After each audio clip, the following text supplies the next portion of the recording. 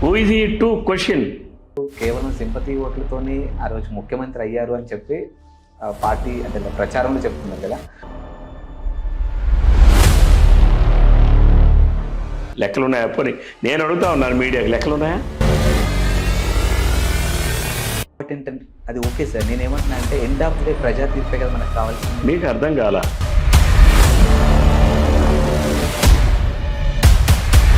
Sir, Rajanna రాజ్యమే పెద్ద దోపిడీ రాజ్యం.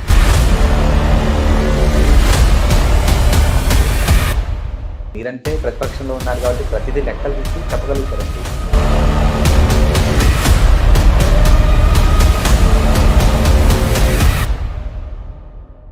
ఎప్పటికీ నిలిచేటటువంటి ఏకైక పార్టీ తెలుగుదేశం పార్టీ ఒక్కటే. అందరికీ నమస్కారం, నేను మీ ఆదిత్య. శ్రీకాకుళం పార్లమెంట్ నియోజకవర్గం అధ్యక్షులు, అలాగే ఆముదాల వలస నుంచి టీడీపీ అభ్యర్థిగా ఆముదాల వలస నుంచి ఎమ్మెల్యే అభ్యర్థిగా ఉన్నటువంటి ఫ్రమ్ టీడీపీ కూన రవికుమార్ గారు మనతో ఉన్నారు. మరి ఇక్కడ రాజకీయ సమీకరణాలు ఏ విధంగా ఉన్నాయి అండ్ ఈసారి ప్రజలు ఇక్కడ ఎవరికి పట్టం కట్టబోతున్నారు, ఇలాంటి బోల్డ్ అండ్ విషయాలు తెలుసుకునే ప్రయత్నం చేద్దాం. సో ఏమాత్రం లేట్ చేయకుండా సార్తో మాట్లాడదాం. సార్ నమస్కారం. సార్ నమస్కారం అండి. ఆదిత్య గారు బాగున్నారా? బాగున్నాను, మీరు ఎలా ఉన్నారు సార్? బాగున్నాను. ముందుగా మీకు కంగ్రాచులేషన్స్ అండి. థ్యాంక్ యూ అండి. తొలి జాబితాలోనే మీ పేరు అనేది, సో చాలా సంతోషం. సో ప్రధానంగా చూసుకున్నట్టయితే మీ నియోజకవర్గానికి చూసుకున్నట్టయితే అక్కడ ఉన్నటువంటి ప్రధాన సమస్యలు ఏంటి సార్? అసలు ఫస్ట్ ఆముదాల వలస నియోజకవర్గం ప్రధానంగా ఉన్నటువంటిది అగ్రికల్చర్ బేస్డ్ కాన్స్టిట్యున్సీ. మాకు అడ్వాంటేజ్ ఏంటంటే 2 నదులు ఉన్నాయి. ఒకటి వంశధార, 2 నాగావళి. 2 నదుల మధ్యన మా ఆముదాల నియోజకవర్గం ఉంది కాబట్టి కెనాల్ బేస్డ్ ఇరిగేషన్ మాకు ఎక్కువ. సో ఇంకా ఇరిగేషన్ ఇంప్రూవ్మెంట్స్ మనం ఎంతైనా చేయొచ్చు. ఇంకొక 15-20 వేల ఎకరాల వరకు కూడా మనం నీళ్ళని కెనాల్ ఇరిగేషన్ డెవలప్ చేయడం ద్వారా ఇవ్వచ్చు. There is a possibility. అది ఇస్తే 85% of the land canal irrigation complete అవుతుంది. అందులో భాగంగానే మేము అప్పుడు నదుల అనుసంధానం, వాజ్పేయి గారు ఎప్పుడు మాట్లాడేవారు నదుల అనుసంధానం, బట్ దానిని ముందుగా తీసుకున్నటువంటిది చంద్రబాబు నాయుడు గారు. నదుల అనుసంధానంలో ఆ రోజు రాష్ట్రంలో గోదావరి నీళ్ళని కృష్ణా బేసిన్కి తరలించేది పట్టిసీమ ప్రాజెక్టు. ఇక్కడ నెక్స్ట్ రెండవది ఏంటంటే వంశధార, నాగావళి నదుల అనుసంధానం. ఆ 2 అనుసంధానంతో ప్రారంభించాం. 60% పనులని. ఆ కెనాల్ కానీ కంప్లీట్ అయితే అదనంగా ఒక 8,000 ఎకరాలు 9,000 ఎకరాలు సాగులోకి వస్తుంది. ఇంకొక 6-7 ఎకరాలకి లిఫ్ట్ ఇరిగేషన్స్ ద్వారా కూడా ఇచ్చే అవకాశం ఉండేది. సో ఆంధ్రప్రదేశ్ నియోజకవర్గంలో ఒక 15-16 వేల ఎకరాలు ఆ అనుసంధానం కార్యక్రమం ద్వారా పూర్తి చేయొచ్చు. అలానే మడ్డు వలస, ఎనదర్ సైడ్ మడ్డు వలస ప్రాజెక్ట్ కానీ కంప్లీట్ చేసి ఉంటే అదనంగా 3-4 వేల ఎకరాలు వస్తుంది. ఇక్కడ కూడా ఇంకో లిఫ్ట్ ఇరిగేషన్స్ పెట్టాం. అప్పుడు ఆ టైంలోనే అన్నీ మంజూరు చేసి పనులు ప్రారంభించి అన్నీ చేస్తే అది మొన్న ఒక 1000 ఎకరాలు కంప్లీట్ చేశారు. ఇంకొక లిఫ్ట్ ఇరిగేషన్ కూడా 3,500 ఎకరాలది ఉంది. అంటే ఇవన్నీ కానీ పూర్తి చేస్తే కొత్తగా రెయిన్ ఫెడ్ ఆయకట్, వర్షాధారం మీద ఆధారపడినటువంటి భూములకి కెనాల్ ఇరిగేషన్ మనం ఇచ్చేవాళ్ళం అవుతాం. It's rough about 20,000 acres. So దీనివల్ల ఏమవుతుందంటే అగ్రికల్చరల్ ప్రోడక్ట్స్ని ఇంప్రూవ్ చేయొచ్చు. ఇంకా వ్యవసాయాన్ని మేము ఇక్కడ ఇంప్రూవ్ చేయాలనే ఆలోచన ఎందుకంటే భోగాపురం ఎయిర్పోర్ట్ రేపు వస్తున్నటువంటి తరుణంలో అగ్రికల్చర్ ప్రోడక్ట్స్ని కానీ మనం ఇంప్రూవ్ చేస్తే ఆ ఎయిర్పోర్ట్ నుంచి అగ్రికల్చర్ ప్రోడక్ట్స్ని ఎక్స్పోర్ట్ చేయొచ్చు. సో ఆ దిశగా రైతుల ఆలోచనలు మనం చేయాలి. దానివల్ల అగ్రికల్చర్ ఇన్కమ్ పెరగాలి. ఎందుకంటే మాకు ఇక్కడ పరిశ్రమలు లేవు. పరిశ్రమలు లేకపోవడానికి కారణం ఏంటంటే పిటీ థింగ్ ఏంటంటే ఈ జిల్లాలో ఓన్లీ 1-230 kV సబ్స్టేషన్ ఉంది. Still there is a lot of fluctuations in the power supply. There are so many losses. So no one can industry is coming forward to establish after Paidi Bhimavaram. Paidi Bhimavaram వరకు వచ్చి ఆగిపోతున్నాయి, ఇక్కడ రావట్లేదు. ఇవన్నీ నేను దృష్టిలో పెట్టుకొని రేపు ఈ జిల్లాలో ఒక 400 kV సబ్స్టేషన్ ఉండాలి. సో నేను లాస్ట్ టైం ఎమ్మెల్యేగా ఉన్నప్పుడే నేను ఒక 65 ఎకరాలు ట్రాన్స్కో డిపార్ట్మెంట్కి 400 kV సబ్స్టేషన్ పెట్టాలని చెప్పి ప్రపోజల్ పెట్టి రెవెన్యూ ల్యాండ్ని ట్రాన్స్కోకి కూడా ట్రాన్స్ఫర్ చేయించారు. అయితే దురదృష్టం ఏంటంటే ఈ ప్రభుత్వం వచ్చిన తర్వాత ఆ ప్రతిపాదనలు పక్కన పెట్టేసింది. అసలు ఈ జిల్లాలో 400 kV సబ్స్టేషనే లేదు. ఇప్పుడు చూసుకుంటే అధికారంలో ఉన్నటువంటి పార్టీ తమ్మినేని సీతారాం గారు ఆ నియోజకవర్గానికి ఎమ్మెల్యేగా ఉన్నారు. అది పక్కన పెడితే ఇప్పుడు ఆయన ఒక స్పీకర్గా కూడా ఉన్నారు. మరి నియోజకవర్గంలో ఇన్ని సమస్యలు ఉన్నప్పుడు కనిపించలేదంటారు వాళ్ళకి? అంటే ఇక్కడ ఒకటి ప్రభుత్వ వైఫల్యం, 2 వ్యక్తిగా తన వైఫల్యం. ఓకే. ప్రభుత్వం పాలసీలు తీసుకునేటప్పుడు సపోజ్ చంద్రబాబు నాయుడు గారు ఆ రోజు రాష్ట్రం విడిపోయిన తర్వాత 16,400 కోట్ల రూపాయలు లోటు బడ్జెట్ ఉన్నా, లోటు బడ్జెట్ అంటే అర్థం ఏంటి? జీతాలకు కూడా ఇవ్వడానికి డబ్బులు లేవు. ప్రభుత్వ యంత్రాంగానికి జీతాలు కూడా ఇచ్చేదానికి డబ్బులు లేవు. ఆ రోజుకి 1,32,000 కోట్ల రూపాయలు అప్పులు. కనీసం అట్లీస్ట్ రాజధానిలు కూడా లేదు. అంటే ముఖ్యమంత్రి కూర్చోవడానికి కుర్చీ కూడా లేదు ఆంధ్రప్రదేశ్ రాష్ట్రంలో. That is the stage. ఆ స్టేజ్లో ఆ రోజు అప్పుడే పుట్టిన బిడ్డని చంద్రబాబు నాయుడు గారికి అంగవైకల్యంతో ఉన్నటువంటి పుట్టిన బిడ్డని ఇచ్చారు. చంద్రబాబు నాయుడు గారికి ఏమి ప్రజలు 2014లో పట్టం కట్టేటప్పుడు అక్కడేమీ కుర్చీ కూడా లేదు. అటువంటి పరిస్థితుల్లో ఇచ్చినటువంటి దాంట్లో కూడా 65,000 కోట్ల రూపాయలు ఇరిగేషన్ ప్రాజెక్టుల నిర్మాణం కోసం ఖర్చు పెట్టాం. పోలవరాన్ని 72% పూర్తి చేశాం. అందులో భాగంగానే ఇరిగేషన్కి ఈ జిల్లాలో కూడా మడ్డువలస తోటపల్లి రిజర్వాయర్ కోసం కావచ్చు, అలానే వంశధార రిజర్వాయర్ కావచ్చు, ఆఫ్షోర్ రిజర్వాయర్ కావచ్చు, నదుల అనుసంధానం కావచ్చు, ఇవన్నీ కూడాను చాలా వరకు రీహాబిలిటేషన్ ప్రాసెస్ అంతా కంప్లీట్ చేశాం. అంటే రైతులకి కాంపన్సేషన్ ఇవ్వడం, వాళ్ళ ఆస్తులకు కాంపన్సేషన్ ఇవ్వడం, ఇవన్నీ కూడా పూర్తి చేశాం. వంశధారని 92% మేము పూర్తి చేశాం. అట్లానే 534 కోట్ల రూపాయలు రైతులకు ప్యాకేజ్ ఇచ్చాం. ఆఫ్షోర్లో 34% రిజర్వాయర్ కంప్లీట్ చేశాం. అక్కడ కూడా రీహాబిలిటేషన్ ప్రాసెస్ అంతా కంప్లీట్ చేశాం. తోటపల్లిలో మొత్తం ప్రాజెక్ట్ అంతా కంప్లీట్ చేశాం. ఓన్లీ ఫీల్డ్ కెనాల్స్ ఉన్నాయి. ఈ ప్రభుత్వం వచ్చిన తర్వాత కనీసం 7% చేశారు. 7%. అంటే ప్రభుత్వ వైఫల్యం ఎందుకన్నానంటే ప్రభుత్వం ప్రయారిటైజేషన్లో ఇరిగేషన్ని పెట్టుకోలేదు. గత 5 సంవత్సరాలు ప్రతి ఒక్క చెరువుని రెస్టోర్ చేశాం. దానివల్ల water tables, ground water tables పెంచాం. అలానే ఇక్కడ ఉన్నటువంటి అంటే 17 మీటర్లు డెప్త్లో ఉన్నటువంటి వాటర్ టేబుల్స్ని నీరు చెట్టు ద్వారా మేము అన్ని ఇరిగేషన్ ఆల్ సోర్సెస్ని మేము ఇంప్రూవ్మెంట్ చేయడం ద్వారా 7 మీటర్ల డెప్త్ తీసుకొచ్చాం. అంటే గ్రౌండ్ వాటర్ రాష్ట్రం మొత్తమే పెరిగింది. అలానే అన్నీ కూడా ఎగ్జిస్టింగ్ కెనాల్ సిస్టమ్ అంతా ఎప్పుడు ఎవ్రీ ఇయర్ కూడా రెస్టోర్ చేసేవాళ్ళం. దానివల్ల చివరి ఆయకట్టు వరకు నీరు అందించాం. ఈరోజు ఈ 5 సంవత్సరాల్లో అవన్నీ పొడిగిపోయినాయి. ఆయకట్టుకు అసలు ప్రాజెక్టు కింద ఉన్న ఆయకట్టుకు నీరు అందే పరిస్థితి లేదు. దానివల్ల అగ్రికల్చర్ ప్రొడక్షన్ పడిపోయింది. దానివల్ల రాష్ట్రం మొత్తం మీద ప్రొడక్షన్ పడిపోయింది. ఎందుకు జగన్మోహన్ రెడ్డి చేశాడు అంటే రైతుల మీద ఒక రకమైనటువంటి కక్ష. చివరి ఆయకట్టు వరకు నీళ్ళు అందించిన మిమ్మల్ని పక్కన పెట్టి మరి వాళ్ళకెందుకు పట్టం కట్టారు ఆ టైంలో? ఒక్కొక్కసారి ప్రజలు ఏమరపాటుతనం. ఒకే ఒక్కటి మీకు చెప్తా.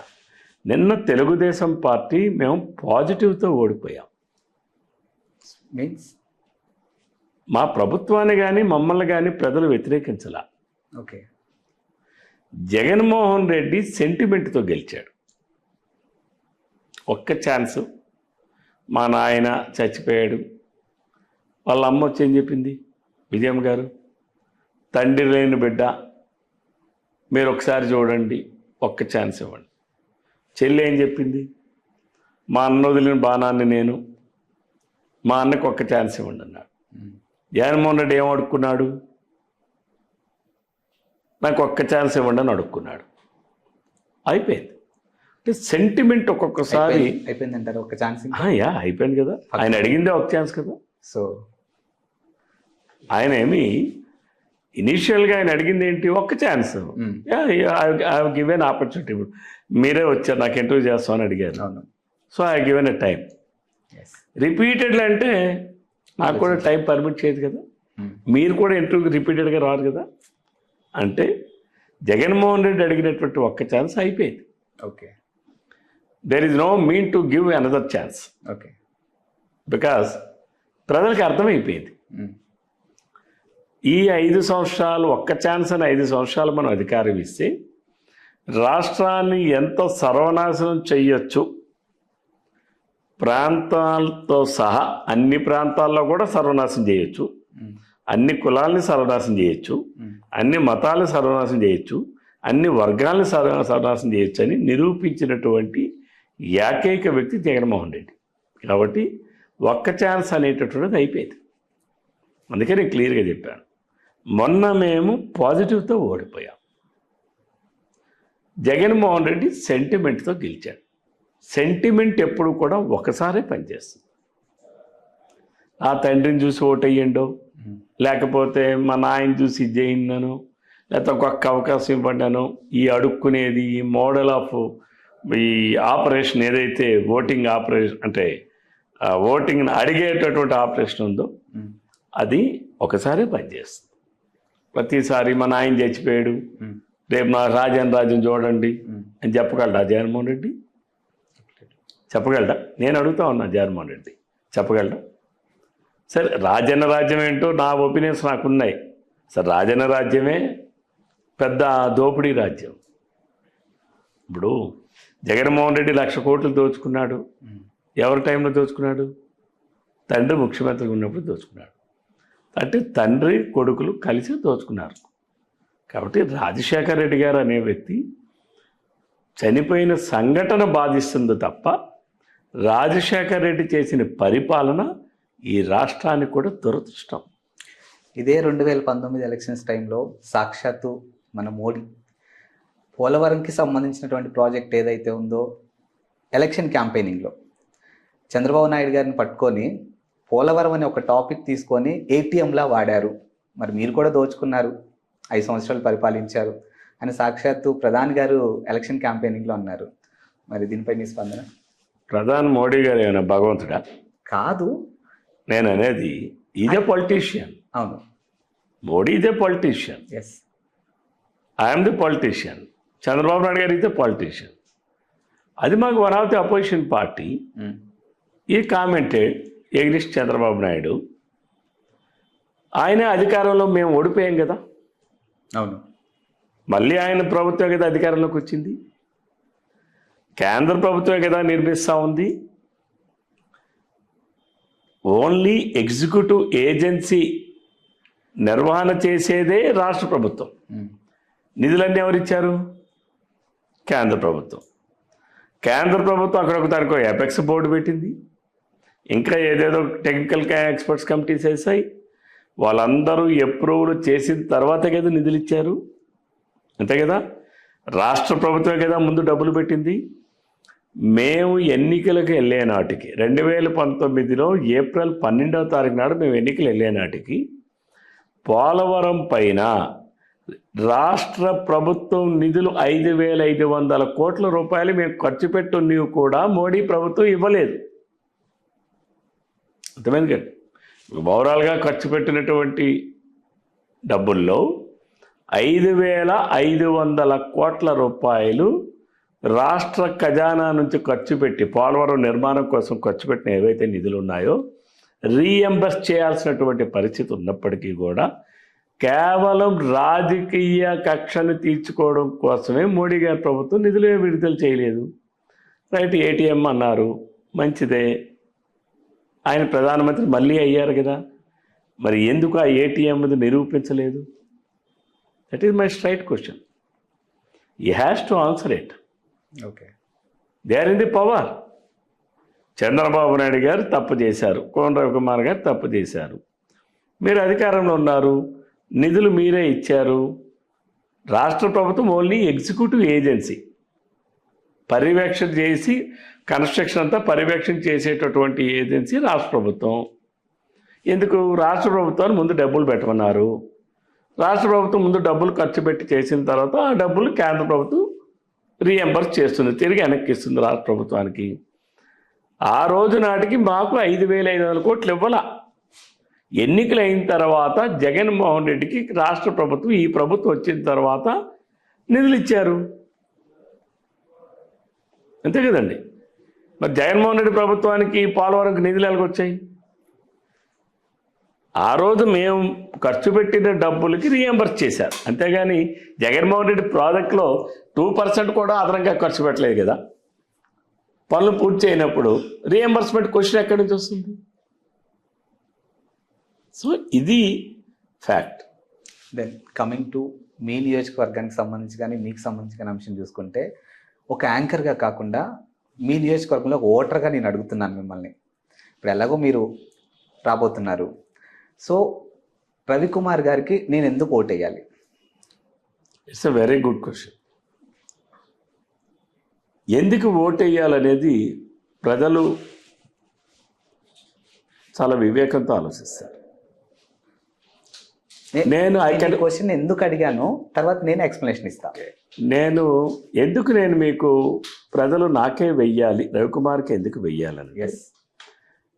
నేను ఇది 4వసారి పోటీ చేయడం. రేపు 2009లో పోటీ చేశా, ఓడిపోయాను. ఆ రోజు ప్రత్యేకమైనటువంటి పరిస్థితులు.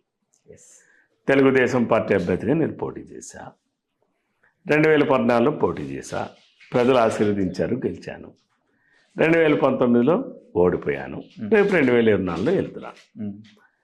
నాకు ఇచ్చిన 5 సంవత్సరాల కాల పరిమితిలో నేను ఆ 5 సంవత్సరాలు చేసినటువంటి నియోజకవర్గంలో చేసినటువంటి సంక్షేమం కావచ్చు, అభివృద్ధి కావచ్చు, ఈ రెండే నాకు పారామీటర్స్. ఏ పొలిటికల్ పార్టీకైనా, ఒక రాజకీయ నాయకుడికైనా పారామీటర్స్ ఏంటి? ఈ రెండు.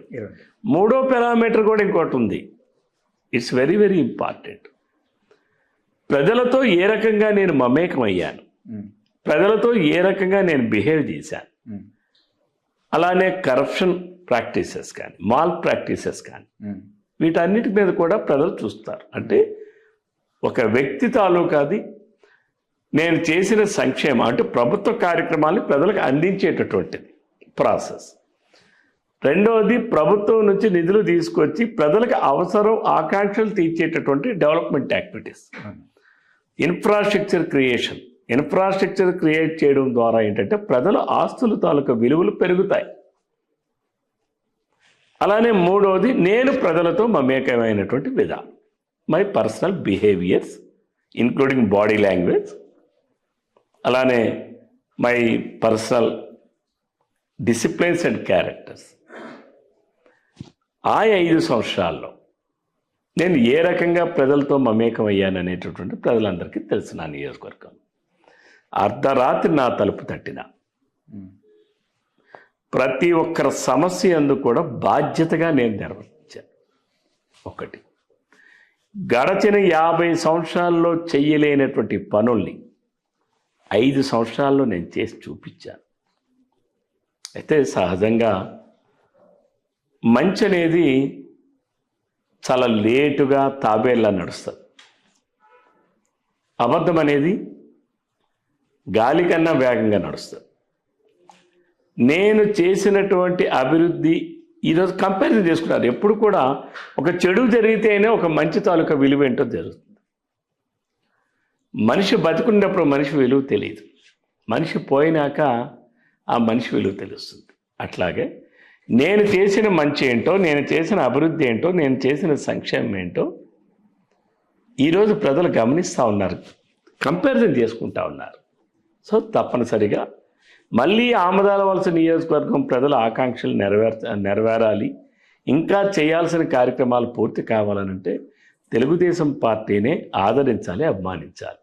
ఇకపోతే పర్సనల్గా నేను ఒక క్యారెక్టర్తో పాలిటిక్స్ చేస్తున్నా. నేను చదువుకుని రాజకీయాల్లోకి వచ్చింది ఒక ఎగ్జాంపులరీ పొలిటీషియన్గా ఉండాలి. ఎవరైనా సరే భవిష్యత్ తరాల్లో పలానా వాళ్ళుగా మేము ఉండాలనే ఆలోచన ఎగ్జాంపుల్గా నేను ఉండాలనేటటువంటి విధానంతో నేను రాజకీయాలు చేస్తున్నాను. ఈ రోజుకైనా సరే నా నియోజకవర్గంలో పార్టీ పరంగా నన్ను విమర్శించవచ్చు, లేకపోతే ఇంకోరెవరో ఈర్ష్యతో విమర్శించవచ్చు, దురుద్దేశంతో విమర్శించవచ్చు. కానీ వ్యక్తిగతంగా ఏ ఒక్కరూ నేను ఈ తప్పు చేశానని విమర్శించే పరిస్థితి ఈ నియోజకవర్గంలోని కాదు, ఈ జిల్లాలోని కాదు, ఎక్కడ కూడా లేదు. ఎందుకన్నా ఒక పొలిటీషియన్గా నాకేం కావాలి? అంటే ఇందాక మీరు బిహేవియర్ అని అన్నారు కదా, సో రీజన్స్ ఏవైనా ఉండొచ్చు. సమ్ సిచ్యువేషన్స్లో సమ్ రీజన్స్లో మీరు అరెస్ట్ వరకు కూడా వెళ్ళారు. It is called behaviour? No, it's never. Because Jaganmohan Reddy అనే వ్యక్తి అధికారంలోకి వచ్చిన తర్వాత తెలుగుదేశం పార్టీ నాయకుల్ని కార్యకర్తల్ని వేధించడంలో భాగంగానే నా పైన కేసులు. మీరు తప్పు చేయలేదు. తప్పు నేను చేశా? ప్రజల కోసం ప్రశ్నించడమే తప్పు అని అనుకుంటే ప్రజాస్వామ్యంకి అర్థమే ఉంది. Okay, what for we are here? ఎవరి కోసం మేము ఉన్నాం? ప్రజల కోసం. మేము వీఆర్ ఫర్ ది పీపుల్. వాళ్ళ గొంతుకుని మా గొంతుకుగా చేసి మాట్లాడాలి, వాళ్ళ బాధని మా బాధగా ఫీల్ అయ్యి మాట్లాడాలి, వాళ్ళ ఆక్రందాన్ని మేము వినిపించాలి, వాళ్ళ ఆక్రోశాన్ని మేము వినిపించాలి. ఆ అరెస్ట్ టైంలో ప్రతిపక్షంలో ఉండి పోరాడడం ఒక ఎత్తు, దానికి శృతి మించి మాట్లాడారు కాబట్టి, శృతి మించి ఉన్నారు కాబట్టి మేము అరెస్ట్ వరకు తీసుకెళ్ళాము అనే వాదనలు కూడా వినిపిస్తున్నాయి. శృతి మించి మాట్లాడకపోతే ఇక రోడ్డు మీద దిగిన తర్వాత మంచిగా ఉంటాం. ఎవరినైనా నేను ఎదిరిస్తా, ఈవెన్ జగన్మోహన్ రెడ్డి. ఏదైతే డెమోక్రటిక్ లైన్స్ దాటినా, చట్ట పరిధి దాటినా తప్పనిసరిగా జగన్మోహన్ రెడ్డి అయినా సరే నా విధానం ఇలాగే ఉంటుంది. ఎందుకంటే నేను చట్ట పరిధిలో నేను నడవడానికి ప్రయత్నం చేస్తా. చట్ట పరిధిలోనే ప్రతి ఒక్క వ్యక్తి నడవాలని నేను కోరుకుంటా. ప్రతి ఒక్కరు కూడా చట్టాన్ని గౌరవించాలి. చట్టాన్ని గౌరవించడం అంటే చట్టానికి లొంగడం కాదు. మీరు చట్టాన్ని అతిక్రమించేటప్పుడు తప్పనిసరిగా నేను క్వశ్చన్ చేస్తాను. It is my right. ప్రశ్నించడమే నేరం అనుకుంటే ఈ ప్రభుత్వం నేరం అనుకుని నా మీదే కాదు, ఈ రాష్ట్రంలో ఎన్ని కేసులు ఉన్నాయి? జగన్మోహన్ రెడ్డి పాదయాత్ర చేయలేదా? కేసులు పెట్టామా? మైక్ లాక్కున్నామా? స్టూల్ లాక్కున్నామా? వెహికల్స్ లాక్కున్నామా? మరి లోకేష్ బాబు గారు పాదయాత్ర చేస్తే ఎందుకు మైక్ లాక్కున్నారు? ఎందుకు వెహికల్స్ తీసుకెళ్ళి సీజ్ చేశారు? స్టూల్ కూడా ఎందుకు లాక్కున్నారు? నేను మళ్ళీ I can proudly say last 5 years 2014 నుంచి 19 వరకు నా ఆమదాల వలస నియోజకవర్గంలో మీరు 4 పోలీస్ స్టేషన్స్ ఉన్నాయి, మీరు వెళ్ళి చూసుకోండి. రాజకీయ పరమైనటువంటి కంప్లైంట్స్ కానీ రిజిస్టర్ ఎఫ్ఐఆర్లు కానీ ఒక్కటంటే ఒక్కటి లేదు. 5 సంవత్సరాల్లో రాజకీయ పార్టీలు లేవా? తెలుగుదేశం వైసీపీ లేదా? ఎక్కడ కూడా ప్రతి గ్రామంలో ఆ పార్టీకి ఈ పార్టీకి ఉంటారు కదా, వర్గ వైషమ్యాలు ఉన్నాయి కదా, అయినా ఎందుకు లేవు? నేను నమ్మే సిద్ధాంతం, ఎప్పుడైతే లా అండ్ ఆర్డర్ పీస్ఫుల్గా ఉంటుందో డెవలప్మెంట్ చేయగలం. లా అండ్ ఆర్డర్ ఉన్న దగ్గర డెవలప్మెంట్ చేయలేం. ఇది నేను తెలిసినటువంటి వాడిని, చదువుకున్నటువంటి వాడిని, నాకు పూర్తి స్థాయిలో అవగాహన ఉంది. అందుకనే గత 5 సంవత్సరాల్లో కనీసం నా నియోజకవర్గం మీరు ఏ పోలీస్ స్టేషన్కైనా వెరిఫై చేసుకోవచ్చు. ఈరోజు తెలుగుదేశం పార్టీ నాయకులు కార్యకర్తలు మొత్తం 4 మండలాల్లో కలిపి తమ్మినేని సీతారాం, జగన్మోహన్ రెడ్డి కలిపి 26 మంది మీద రౌడీ షీట్లు పెట్టారు. Do you feel I'm a rowdy? మరి నా పైన కూడా రౌడీ షీట్ ఉంది. నేను ఎక్కడో కోవిడ్ వచ్చి నేను ఇంట్లో పడుకుంటే సిఐని నేను తిట్టానో కొట్టానని చెప్పి నా మీద కేసు పెట్టారు. నేను ఎక్కడ నా ఇంట్లో ఉన్నాను, నేను కనీసం నా ఇంట్లో కూడా బయటికి రాలా. నేను ఎందుకు, నాకు అప్పుడే నేను కోవిడ్ ఎఫెక్ట్ అయ్యాను. నాకు 40 days అయ్యింది. అసలు నాకు చాలా నడవలేని పరిస్థితి, చాలా వీక్ అనమాట. ఆ పరిస్థితిలో నేనుంటే బయట ఏదో గొడవ అవుతుంది సార్ మీరు కాస్త చెప్పండి అని పోలీసులు నా ఇంటి లోపలికి వచ్చి నాతో మాట్లాడి వాళ్ళు బయటకు వెళ్ళి ఆ డిఎస్పి మా పోలీసు విధులకు అడ్డగించాడని చెప్పి నా పైన కేసులు పెట్టారు. ఇప్పుడు ఇవన్నీ మీ నియోజకవర్గం ప్రజలకు తెలుసు కదా? ఎందుకు తెలియదు, ఎందుకంటే ప్రజలందరూ చూశారు కదా, ఇదే సీక్రెట్ కాదు కదా. సో జగన్మోహన్ రెడ్డి గారు కేవలం సింపతి ఓట్లతోనే ఆ రోజు ముఖ్యమంత్రి అయ్యారు అని చెప్పి పార్టీ అంటే ప్రచారంలో చెప్పుకున్నారు కదా, మరి ఇప్పుడు ఇదంతా మీరు ఇప్పుడు ప్రచారంలోకి తీసుకెళ్ళబోతున్నారా? ప్రచారం పెద్దగా చేయాల్సింది రాష్ట్రం మొత్తం మీద జరిగింది కదా, ప్రజలందరూ కళ్ళ ముందు జరిగింది కదా. జగన్మోహన్ రెడ్డి సింపతి వేరు, మాది వేరు. జగన్మోహన్ రెడ్డి ప్రభుత్వం తెలుగుదేశం పార్టీ నాయకులు కార్యకర్తల్ని వేధింపులకు గురి చేసి వేధించి తప్పుడు కేసులు పెట్టారంటే మాది. నిన్న చంద్రమోహన్ రెడ్డి గారు మీరు చూశారు కదా మీడియాలో, ఆయన ఒక గ్రామానికి పోతే అక్కడున్న వైసీపీ కార్యకర్త గుణపంపాలు తీసుకొచ్చి హత్యా ప్రయత్నం చేయబోతే తెలుగుదేశం పార్టీ వాళ్ళ మీద తిరిగి కేసు పెట్టారంటే ఇక్కడ ఈ రాష్ట్రంలో పోలీసు ఉందా, డీజీపీ ఉన్నాడా? కాబట్టి మేము సింపతి కోసం చేయాలి. జగన్మోహన్ రెడ్డి ఏం చెప్పాడు, మా నాయన లేడు, మా నాయన చచ్చిపోయాడు, మా నాయన అంత చేశాడు, మా నాయన ఇంత చేశాడు అంటే ప్రజల్లో ఎలా ఉంటుందంటే ఒక మనిషి బతుకున్నంత వరకు అని ఏదో అంటారు, కానీ చనిపోయిన తర్వాత అందరూ మంచివాళ్ళే. ఆ కోవలోకి వెళ్ళాడు రాజశేఖర రెడ్డి తప్ప రాజశేఖర రెడ్డి ఎక్కడ మంచోడు? మంచి అంటే ఏంటి? దోపిడియా మంచి అంటే? చనిపోయిన వాళ్ళందరూ మంచోళ్ళే, నేను దానికి కాదని చెప్పను, కానీ ఆయన పరిపాలన అంతా కూడా దోపిడీయే. తండ్రి పరిపాలన దోపిడీ కాబట్టే తండ్రి పరిపాలన అడ్డం పెట్టుకుని 1,00,000 కోట్లు దోచుకున్నాడు. ఇది నేను ఆరోపణ చేయలా, సిబిఐ వాళ్ళు కేసులు పెట్టారుగా 43,000 కోట్లు అని చెప్పి నిగ్గు తేల్చి మొత్తం ఛార్జ్షీట్లన్నీ 17 ఛార్జ్షీట్లు కూడా పెట్టారుగా. కాబట్టి ఇది వాస్తవాలు ఏంటో ప్రజలకు తెలుసు. మేము అప్పుడు అదే చెప్తున్నాం. ఆ రోజు మేము పాజిటివ్తో ఓడిపోయాం, జగన్మోహన్ రెడ్డి సింపతితో గెలిచాడు. ఒక ఓటని అదని నాకేదో తప్పుగా జైల్లో పెట్టేశారని ఇవన్నీ కూడా అనేక భ్రమలు కల్పించాడు. సోషల్ మీడియా ద్వారా కావచ్చు, ఇంకో మాధ్యమాల ద్వారా కావచ్చు, ఆయనకు ఉన్నటువంటి సాక్షి పేపరు, సాక్షి ఛానల్ ద్వారా కావచ్చు. ఇప్పుడేమైంది? ఇప్పుడు కూడా ఉంది కదండి, ఉన్నాయి. ఇప్పుడు వాలంటరీ వ్యవస్థ ఉంది, నవరత్నాలు ఉన్నాయి, ఇవి గెలిపించమంటారా? నవరత్నాలు ఏంటి? జగన్మోహన్ రెడ్డి అమ్మ మౌడిదా? ఎవరిదన్నా కానీ ప్రజలకైతే అందుతున్నాయా లేదా? ఏం అందలేదు. ఏమందింది? ఎవరు చెప్పాడు? అంది సోషల్ మీడియా వేదిక చెప్తున్నారు కదా. ఎవరు చెప్తున్నాడు? ఎవరు చెప్పాడు? సోషల్ మీడియా వేదిక చాలా వేదిక ఇప్పుడు వాళ్ళు ఎవరేం చెప్పలేదండి. జగన్మోహన్ రెడ్డి మీరు చూసుకోండి సోషల్ మీడియాలో, వాడు 10 రూపాయలు ఇచ్చి 100 రూపాయలు మా దగ్గర దొబ్బుతున్నాడు అని కూడా చెప్తున్నారు. జగన్మోహన్ రెడ్డి అనే వ్యక్తి 9 సార్లు కరెంటు బిల్లులుగా పెంచాడే. 100 రూపాయలు 150 రూపాయలు 2 నెలలకు వచ్చిన కరెంటు బిల్లుని ఈరోజు నెలకి 700-800 వస్తుంది. ఏ పేదవాడు కడతాడండి? ప్రతి 60 రూపాయలు ఉన్నటువంటి చీప్ లెక్కర్, పాపం పేదవాళ్ళు ఎవరో తాగేటటువంటి చీప్ లెక్కర్ 200 రూపాయలు నొక్కేస్తున్నాడే.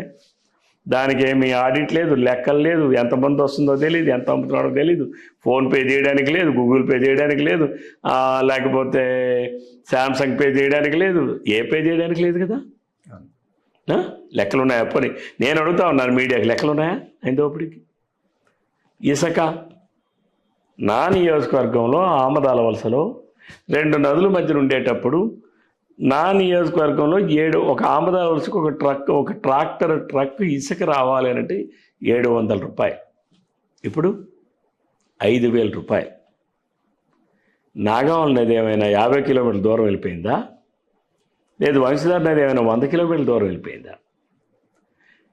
నిన్న చాలా స్పష్టంగా ఎన్జిటి నేషనల్ గ్రీన్ ట్రిబ్యునల్ సుప్రీంకోర్టుకి ఏమని ఇచ్చింది నివేదిక? కేంద్ర ప్రభుత్వం నియమించినటువంటి అధికారిక కమిటీ ఈ రాష్ట్రంలో 542 ఇసుక రీచుల్లో రోజు కూడా ప్రతిరోజు 1000 నుంచి 2000 మెట్రిక్ టన్నులు ఇసుకని అక్రమంగా తవ్వారు అని నివేదిక ఇచ్చారు. ప్రభుత్వ రేటు ప్రకారం ఒక టన్ను మెట్రిక్ టన్ను ఇసుక ధర 475 రూపాయలు, అంటే ఒక క్యూబిక్ మీటర్. ఇప్పుడు ఒక ఓటరు ఇంత క్షుణ్ణంగా, ఇప్పుడు మీరంటే ప్రతిపక్షంలో ఉన్నారు కాబట్టి ప్రతిదీ లెక్కలు తీసి చెప్పగలుగుతారండి, కానీ ఒక ఓటరు ఇంత క్షుణ్ణంగా అయితే లెక్కలు వేసుకొని చూడలేరు కదా. ఏమండి మీరు అదే పొరపాటు, మీలో కూడా మీడియా కూడా మెచ్యూరిటీ పెరగాలి. ఎందుకంటున్నా అంటే ఉమ్. కొనేవాడు ఎవడు ఇసుక?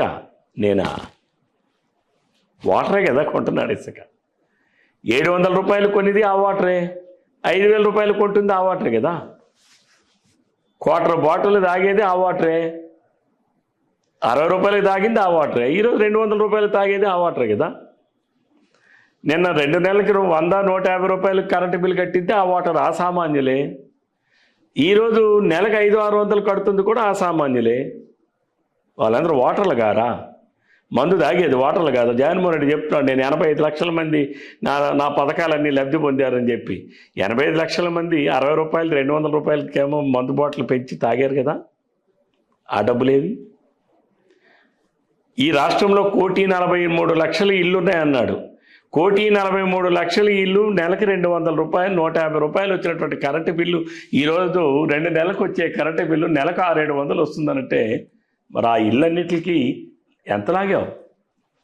500 రూపాయలు ఉన్నటువంటి గ్యాస్ కనెక్షను, గ్యాస్ సిలిండర్ ధర ఈరోజు 1,200 రూపాయలు, 700 రూపాయలు. అందులో నీ వ్యాట్ ట్యాక్స్ ఎంత? నువ్వు ఎంత లాగుతున్నావు? పెట్రోల్ డీజిల్ ఛార్జీలు, పక్కన ఉన్నటువంటి ఒరిస్సాకి మాకు 5 రూపాయలు తేడా ఉంది, ఆంధ్రప్రదేశ్కి ఒరిస్సాకి. పక్కన ఉన్న తమిళనాడుకి మనకి 10 రూపాయలు తేడా ఉంది 1 లీటర్ పెట్రోల్ ధర. పక్కన ఉన్నటువంటి కర్ణాటకకి మనకి 13 రూపాయలు వ్యాట్ ట్యాక్స్ తేడా ఉంది. మరి ఈ ధరలన్నీ ఎవరిపోతున్నాయి? ఎవరైనా చెప్పాలి. చంటి పిల్లలు ఎవరు లేరండి, ప్రజలందరికీ అన్ని విషయాలు తెలుసు. అయితే ఆయన ఏదో మాట్లాడుతూ ఉన్నాడు, నేను అది ఇచ్చా ఇది ఇచ్చి. ఏమి ఇచ్చాడండి? 200 రూపాయలు రాష్ట్రం విడిపోయేటప్పటికీ 1,32,000 కోట్ల రూపాయల అప్పులున్నా, 16,400 కోట్ల రూపాయల లోటు బడ్జెట్ ఉన్నా, రాజధాని లేకపోయినా 200 రూపాయలు ఉన్న పింఛన్ని 1,000 రూపాయలు చేసినటువంటి, ఒకటేసారి 800 రూపాయలు ముఖ్యమంత్రి అయినటువంటి 2 నెలల్లోనే పెంచి అందించినటువంటి నాయకుడు చంద్రబాబు నాయుడు. జగన్మోహన్ రెడ్డి 800 రూపాయలు పెంచడానికి 5 సంవత్సరాలు పట్టింది. ఎవరిది మంచి పరిపాలన? ఆ రోజు ముఖ్యమంత్రి కూర్చోడానికి కుర్చీ లేదు. ఈరోజు జగన్మోహన్ రెడ్డి కూర్చోడానికి ఒక రాజధాని ఇచ్చాం, ఒక సెక్రటేరియట్ ఇచ్చాం, ఒక అసెంబ్లీ ఇచ్చాం, ఒక హైకోర్టు ఇచ్చాం, అన్ని కేంద్ర ప్రభుత్వ కార్యాలయాలను కూడా పెట్టించాం. రాష్ట్ర ప్రభుత్వం మొత్తం ప్రభుత్వ యంత్రాంగం అంతా కూడా అమరావతిలోనే ఉన్నట్టుగా చేశాం. అది మేము చేసినటువంటిది. ఆ రోజు మాకు అవేం లేవే. ఇవన్నీ మేమే కదా సమకూర్చాం. జగన్మోహన్ రెడ్డి ఎక్కడైనా ఒక ఆఫీస్ బిల్డింగ్ కట్టాడా?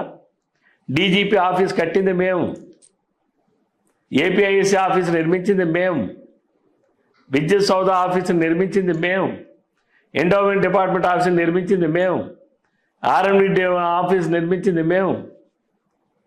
అన్ని ప్రభుత్వ కార్యాలయాలు కూడా కొత్తగా నిర్మించామే. రాజధానిలో 33,000 ఎకరాలు భూసేకరణ చేశామే, భూ సమీకరణ చేశాం విత్ ఫ్రీ ఆఫ్ కాస్ట్. ప్రభుత్వానికి 8,200 ఎకరాలు ఉచితంగా వచ్చిందే ప్రభుత్వానికి. ఇన్ని కార్యక్రమాలు మేము చేశాం.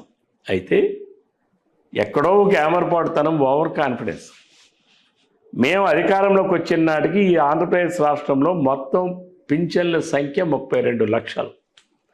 2019 మార్చి 31వ తేదీ నాటికి ఈ రాష్ట్రంలో పింఛన్ల సంఖ్య 56 లక్షలు. అంటే ఎన్ని లక్షలు ఇచ్చామండి? 22 లక్షలు కొత్త పెన్షన్లు ఇచ్చాం, అనేక కేటగిరీలు ఇచ్చాం. డప్పు కొట్టే కళాకారులకి 50 సంవత్సరాలు నిండితే 3,000 రూపాయలు పెన్షన్ ఇచ్చింది చంద్రబాబు నాయుడు. చెప్పులు కుట్టేవాడికి 50 సంవత్సరాలు దాటితే 3,000 రూపాయలు పెన్షన్ ఇచ్చింది చంద్రబాబు నాయుడు. వికలాంగులకి 3,000 రూపాయలు పెన్షన్ ఇచ్చింది చంద్రబాబు నాయుడు. ఒంటరి మహిళ భర్త ఉన్నాడో లేడో తెలియక భర్తతో విడాకులు తీసుకొని పిల్లలతో ఒంటరిగా జీవిస్తున్నటువంటి ఒంటరి మహిళలకి 35 సంవత్సరాల వయసు దాటితే 3,000 రూపాయలు పింఛన్ ఇచ్చింది చంద్రబాబు నాయుడు. ఎవరైతే ఫిషర్మెన్ ఉన్నారో 50 సంవత్సరాల వయసు దాటిన ఫిషర్మెన్లకి అందరికీ కూడా 50 సంవత్సరాల వయసు దాటితే 3,000 రూపాయల పెన్షన్ ఇచ్చింది చంద్రబాబు నాయుడు. ఎవరైతే గిరిజనులు ఉన్నారో గిరిజనులందరూ కూడా 50 సంవత్సరాలు దాటితే పెన్షన్లు ఇచ్చింది, 3,000 రూపాయల పెన్షన్ ఇచ్చింది చంద్రబాబు నాయుడు. ఈ పింఛన్లన్నీ ఎవరిచ్చారు? చంద్రబాబు నాయుడు గారు కాదా? Telugu Desam party it's a brand. Pension అనేటటువంటి పథకాన్ని మొట్టమొదటిగా ఈ దేశంలో పెట్టింది తెలుగుదేశం పార్టీ, నందమూరి తారక రామారావు గారు. నాటి నుంచి నేటి వరకు 32 లక్షల పెన్షన్లు. ఇది నేను చెప్పడంలా, మీ దగ్గర ప్రభుత్వ అధికారిక ఉత్తర్వులు ఉంటాయి, మీరు చూసుకోండి. కానీ జగన్మోహన్ రెడ్డి లాంటి ఒక అబద్ధాల పొట్ట 34 లక్షలు ఉన్నాయి, నేను 56 లక్షలు ఇచ్చానంటాడు. ఈ జగన్మోహన్ రెడ్డి అధికారంలోకి వచ్చాక 7 లక్షల పెన్షన్లు రద్దు చేశాడు. ఎందుకు రద్దు చేశావు? 300 యూనిట్లు కరెంటు గాలితే రద్దు చేశావు. 3 ఎకరాల పల్లభం ఉంటే రద్దు చేశావు. 1000 అడుగులు ఇల్లు పొడవు 1050 అడుగులు ఉన్నా సరే రద్దు చేశావు. ఒక ఇంట్లో ఒక 2 పెన్షన్లు వస్తున్నాయని చెప్పి రద్దు చేశారు. ఒక ఇంట్లో 2 విడోలు ఉండకూడదా? వాళ్ళ అర్హులు కారా? ఒక ఇంటిలో ఒక విడో లేకపోతే ఒక అంగవైకల్యంతో బాధపడే వాళ్ళు ఉండకూడదా? అర్హులు కారా? ఒక ఇంట్లో 2 అంగవైకల్యంతోనే బాధపడే వాళ్ళు పేదవాళ్ళు ఉంటారు, వాళ్ళ అర్హులు కారా? ఇలాంటి పెన్షన్లు 7 లక్షల మంది పెన్షన్లు రద్దు చేశాడు ఈ జగన్మోహన్ రెడ్డి అధికారంలోకి వచ్చాక. కొత్తగా ఎక్కడ పెన్షన్లు ఇచ్చాడు? చనిపోయినవి కూడా 6 నెలలకు ఒకసారి. ఆ రోజు చంద్రబాబు నాయుడు గారు, ఒక నెలలో ఎవరైనా పింఛన్దారులు ఏదైనా కారణాల వలన, అంటే వాళ్ళు ఎక్కడికైనా ప్రదేశాలకు వెళ్ళడం వల్ల తీసుకోలేకపోయినా, లేదా ఒక హాస్పిటల్ సర్వీసెస్కి వెళ్ళడం తీసుకోలేకపోయినా, 3 నెలల వరకు కూడా 3 నెలల పెన్షన్లు కూడా ఒకటేసారి ఇచ్చే పరిస్థితి ఉండేది. ఈరోజు అది ఉందా? ఈ నెల కానీ ఏదైనా కారణం వలన ఒక కూతురు దగ్గరికి వెళ్ళిందని అనుకుంటే ఆ నెల పింఛన్ ఆమెకు మరి లేదు. లేదు ఎవరైనా బాగలేక హాస్పిటల్కి వెళ్తే ఆ నెల పెన్షన్ లేదు. కానీ ఆ రోజు చంద్రబాబు నాయుడు గారు 3 నెలల వరకు కూడా ఇచ్చేటటువంటి పరిస్థితి ఉండేది, ఒకటేసారి ఇచ్చేవాళ్ళు. 1000 రూపాయలు ఉన్న పెన్షన్ 2000 రూపాయలు చేసింది నవంబర్ నెల 2018 నవంబర్ నెల నుంచి అమలు చేశాం. విత్ ఎరియర్స్ ఇచ్చాం. ఇవన్నీ స్టాటిస్టిక్స్, ప్రభుత్వం దగ్గర లెక్కలు ఉన్నాయి, అధికారిక లెక్కలు ఉన్నాయి. ఇంతటి లోటు బడ్జెట్లో ఉన్నప్పటికి కూడా మేమేం అప్పులే చేయలేదే జగన్మోహన్ రెడ్డి లాగా. జగన్మోహన్ రెడ్డి ఏమి ఇచ్చాడు మీరు ఒకసారి లెక్కేయండి. ఈ రాష్ట్రంలో జగన్మోహన్ రెడ్డి గారు ముఖ్యమంత్రి అయిన తర్వాత నేటి వరకు 12 లక్షల కోట్ల రూపాయలు అప్పులు చేశారు. ఈ 5 సంవత్సరాల్లో ఈ ప్రభుత్వానికి వచ్చిన ఆదాయం 10 లక్షల కోట్లు. 10 లక్షల కోట్లు పెట్టింది నేను కాదు కదా చెప్పింది, అసెంబ్లీలో బడ్జెట్లోనే కదా పెట్టారు. అప్పులు కూడా కార్పొరేషన్ అప్పులు, నువ్వు డైరెక్ట్ బారోయింగ్స్, అలానే అన్నీ చూసుకుంటే 12 లక్షల కోట్లు ఉన్నాయి కదా అప్పులు. వెరసి ఎంత అయిందండి? 22 లక్షల కోట్ల రూపాయలు ఈ రాష్ట్రానికి ఆదాయం వచ్చింది. జగన్మోహన్ రెడ్డి గారి సంక్షేమానికి ఖర్చు పెట్టింది ఎంత అండి? ఓన్లీ 16.1%. తెలుగుదేశం ప్రభుత్వం 2014 నుంచి 2019 వరకు మాకు వచ్చినటువంటి ఆదాయం 7 లక్షల కోట్లు. ఆదాయం ఏది? పన్నుల ద్వారా, వీటి ద్వారా. మేము చేసిన అప్పు 1,28,000 కోట్లు. అంటే మొత్తం ఎంత అయిందండి? 8,30,000 కోట్లు. అంత బడ్జెట్లో మేము చేసినటువంటి సంక్షేమం కోసం మేము చేసిన ఖర్చు 18.4%. 18.4% మేము మా బడ్జెట్లో సంక్షేమానికి ఖర్చు పెట్టాం. జగన్మోహన్ రెడ్డికి వచ్చినటువంటి అప్పులు ఆదాయంలో మొత్తం 22 లక్షల కోట్ల రూపాయల్లో ఆయన ఖర్చు పెట్టింది 16.1. ఇది నేను చెప్పలా, జగన్మోహన్ రెడ్డి నేను ఈ రోజు వరకు నేను నొక్కా అని చెప్పేటటువంటి దాంట్లో చెప్పింది 2,53,000 కోట్లు. ఎంతటి ఆదాయం అండి? 22 లక్షల కోట్లు వస్తే 2,53,000 కోట్ల రూపాయలు నువ్వు ప్రజలకు ఇస్తే మిగిలిన 19.5 లక్షల కోట్లు ఎక్కడికి వెళ్ళాయి? మా బడ్జెట్ 8,30,000 కోట్ల రూపాయలు మా బడ్జెట్. 8,30,000 కోట్ల రూపాయలు మా బడ్జెట్లో మేము ఆ రోజు 1,28,000 కోట్ల రూపాయలు ప్రజలకు ఇచ్చాం. అనేక 134 సంక్షేమ పథకాలు మావి. జగన్మోహన్ రెడ్డికి ఏంటండి? 9. అందులో కూడా ఏ ఒక్కటైనా పూర్తిగా నెరవేర్చాడా? నవరత్నాల్లో ఏం చెప్పాడు? అమ్మ ఒడి 15,000 ఎంతమంది ఉంటే అంతమందికి ఇస్తా అన్నాడు, ఇచ్చాడా? 84 లక్షల మంది విద్యార్థులు ఉంటే 42 లక్షల మందికి ఇచ్చావు. ఈ సంవత్సరం ఒకటికి వస్తే నెక్స్ట్ సంవత్సరం ఒకటికి లేదు. ఏమయ్యా లేదంటే మీ నాయన 300 యూనిట్లు కరెంటు కాల్చాడే, కరెంటు కాలిస్తే తప్ప నేరమా? కరెంటు కాలిస్తే ఏమైనా ఉచితంగా ఇస్తున్నావా? వాళ్ళ కరెంటు విద్యుత్ ఛార్జీలు చెల్లిస్తున్నారుగా ప్రభుత్వానికి, నేరమా అది? నేను లిటరల్గా నేను చూశానండి పట్టణాల్లో. జగన్మోహన్ రెడ్డిలా ఇప్పుడు ఎవరైతే బిల్డింగ్ కడతా ఉన్నారో బిల్డర్స్ కరెక్ట్గా 1000 అడుగులే కట్టాలి. ఇంక 1000 అడుగులకు ఒక మించి కూడా వాడు కట్టకూడదు. పాపం ఆమె ఎవరో విడో 1050 అడుగులు ఇల్లు కొన్నారు. 1050 అడుగులు ఇల్లు కొన్నావు కాబట్టి పెన్షన్ కట్. ఇల్లు అనేది ప్రతి మనిషికి జీవితంలో ఒక కళ. సొంత ఇల్లు అనేది ప్రతి ఒక్కరికి కూడా అవసరం. ఎక్కడుంటారు? ఏదో అప్పు చేసో లేకపోతే బ్యాంకుల నుంచి లోన్లు తీసుకుని ఒక 1050 అడుగులు ఉంటే అది నేరమా? ఈరోజు అటువంటి పరిస్థితులు ఈ రాష్ట్రంలో ఉన్నాయి. నేను చూశాను నా ఆమదాల వలసలో. నేను ఆ రోజు నా నియోజకవర్గంలో 5 సంవత్సరాల కాలంలో నేను 24,000 మందికి పెన్షన్లు ఇచ్చాను. 24,000. ఈరోజు నా నియోజకవర్గంలో ఈ 5 సంవత్సరాల కాలంలో సుమారు 5,000 పెన్షన్లు రద్దు చేశారు. అంటే ఎవరు? చంద్రబాబు నాయుడు గారు పెన్షన్లు ఇస్తే జగన్మోహన్ రెడ్డి రద్దు చేశాడు. ఏంటి ఆ రద్దు? నీ ఇల్లు నేను పట్నంలో చూశాను, 378 పెన్షన్లు ఒకసారి ప్రొసీడింగ్లో చూసా. 1000 అడుగుల కన్నా ఎక్కువ ఉంది. పాపం వాళ్ళ పెద్దలు ఎవరో పూర్వం ఇల్లు పొడవుగా ఉంటాయి కట్టేశారు. అంటే ఇప్పుడు ఈ జగన్మోహన్ రెడ్డి పెన్షన్ ఇస్తాడని చెప్పి ఆ ఇల్లు కూలగొట్టాలా?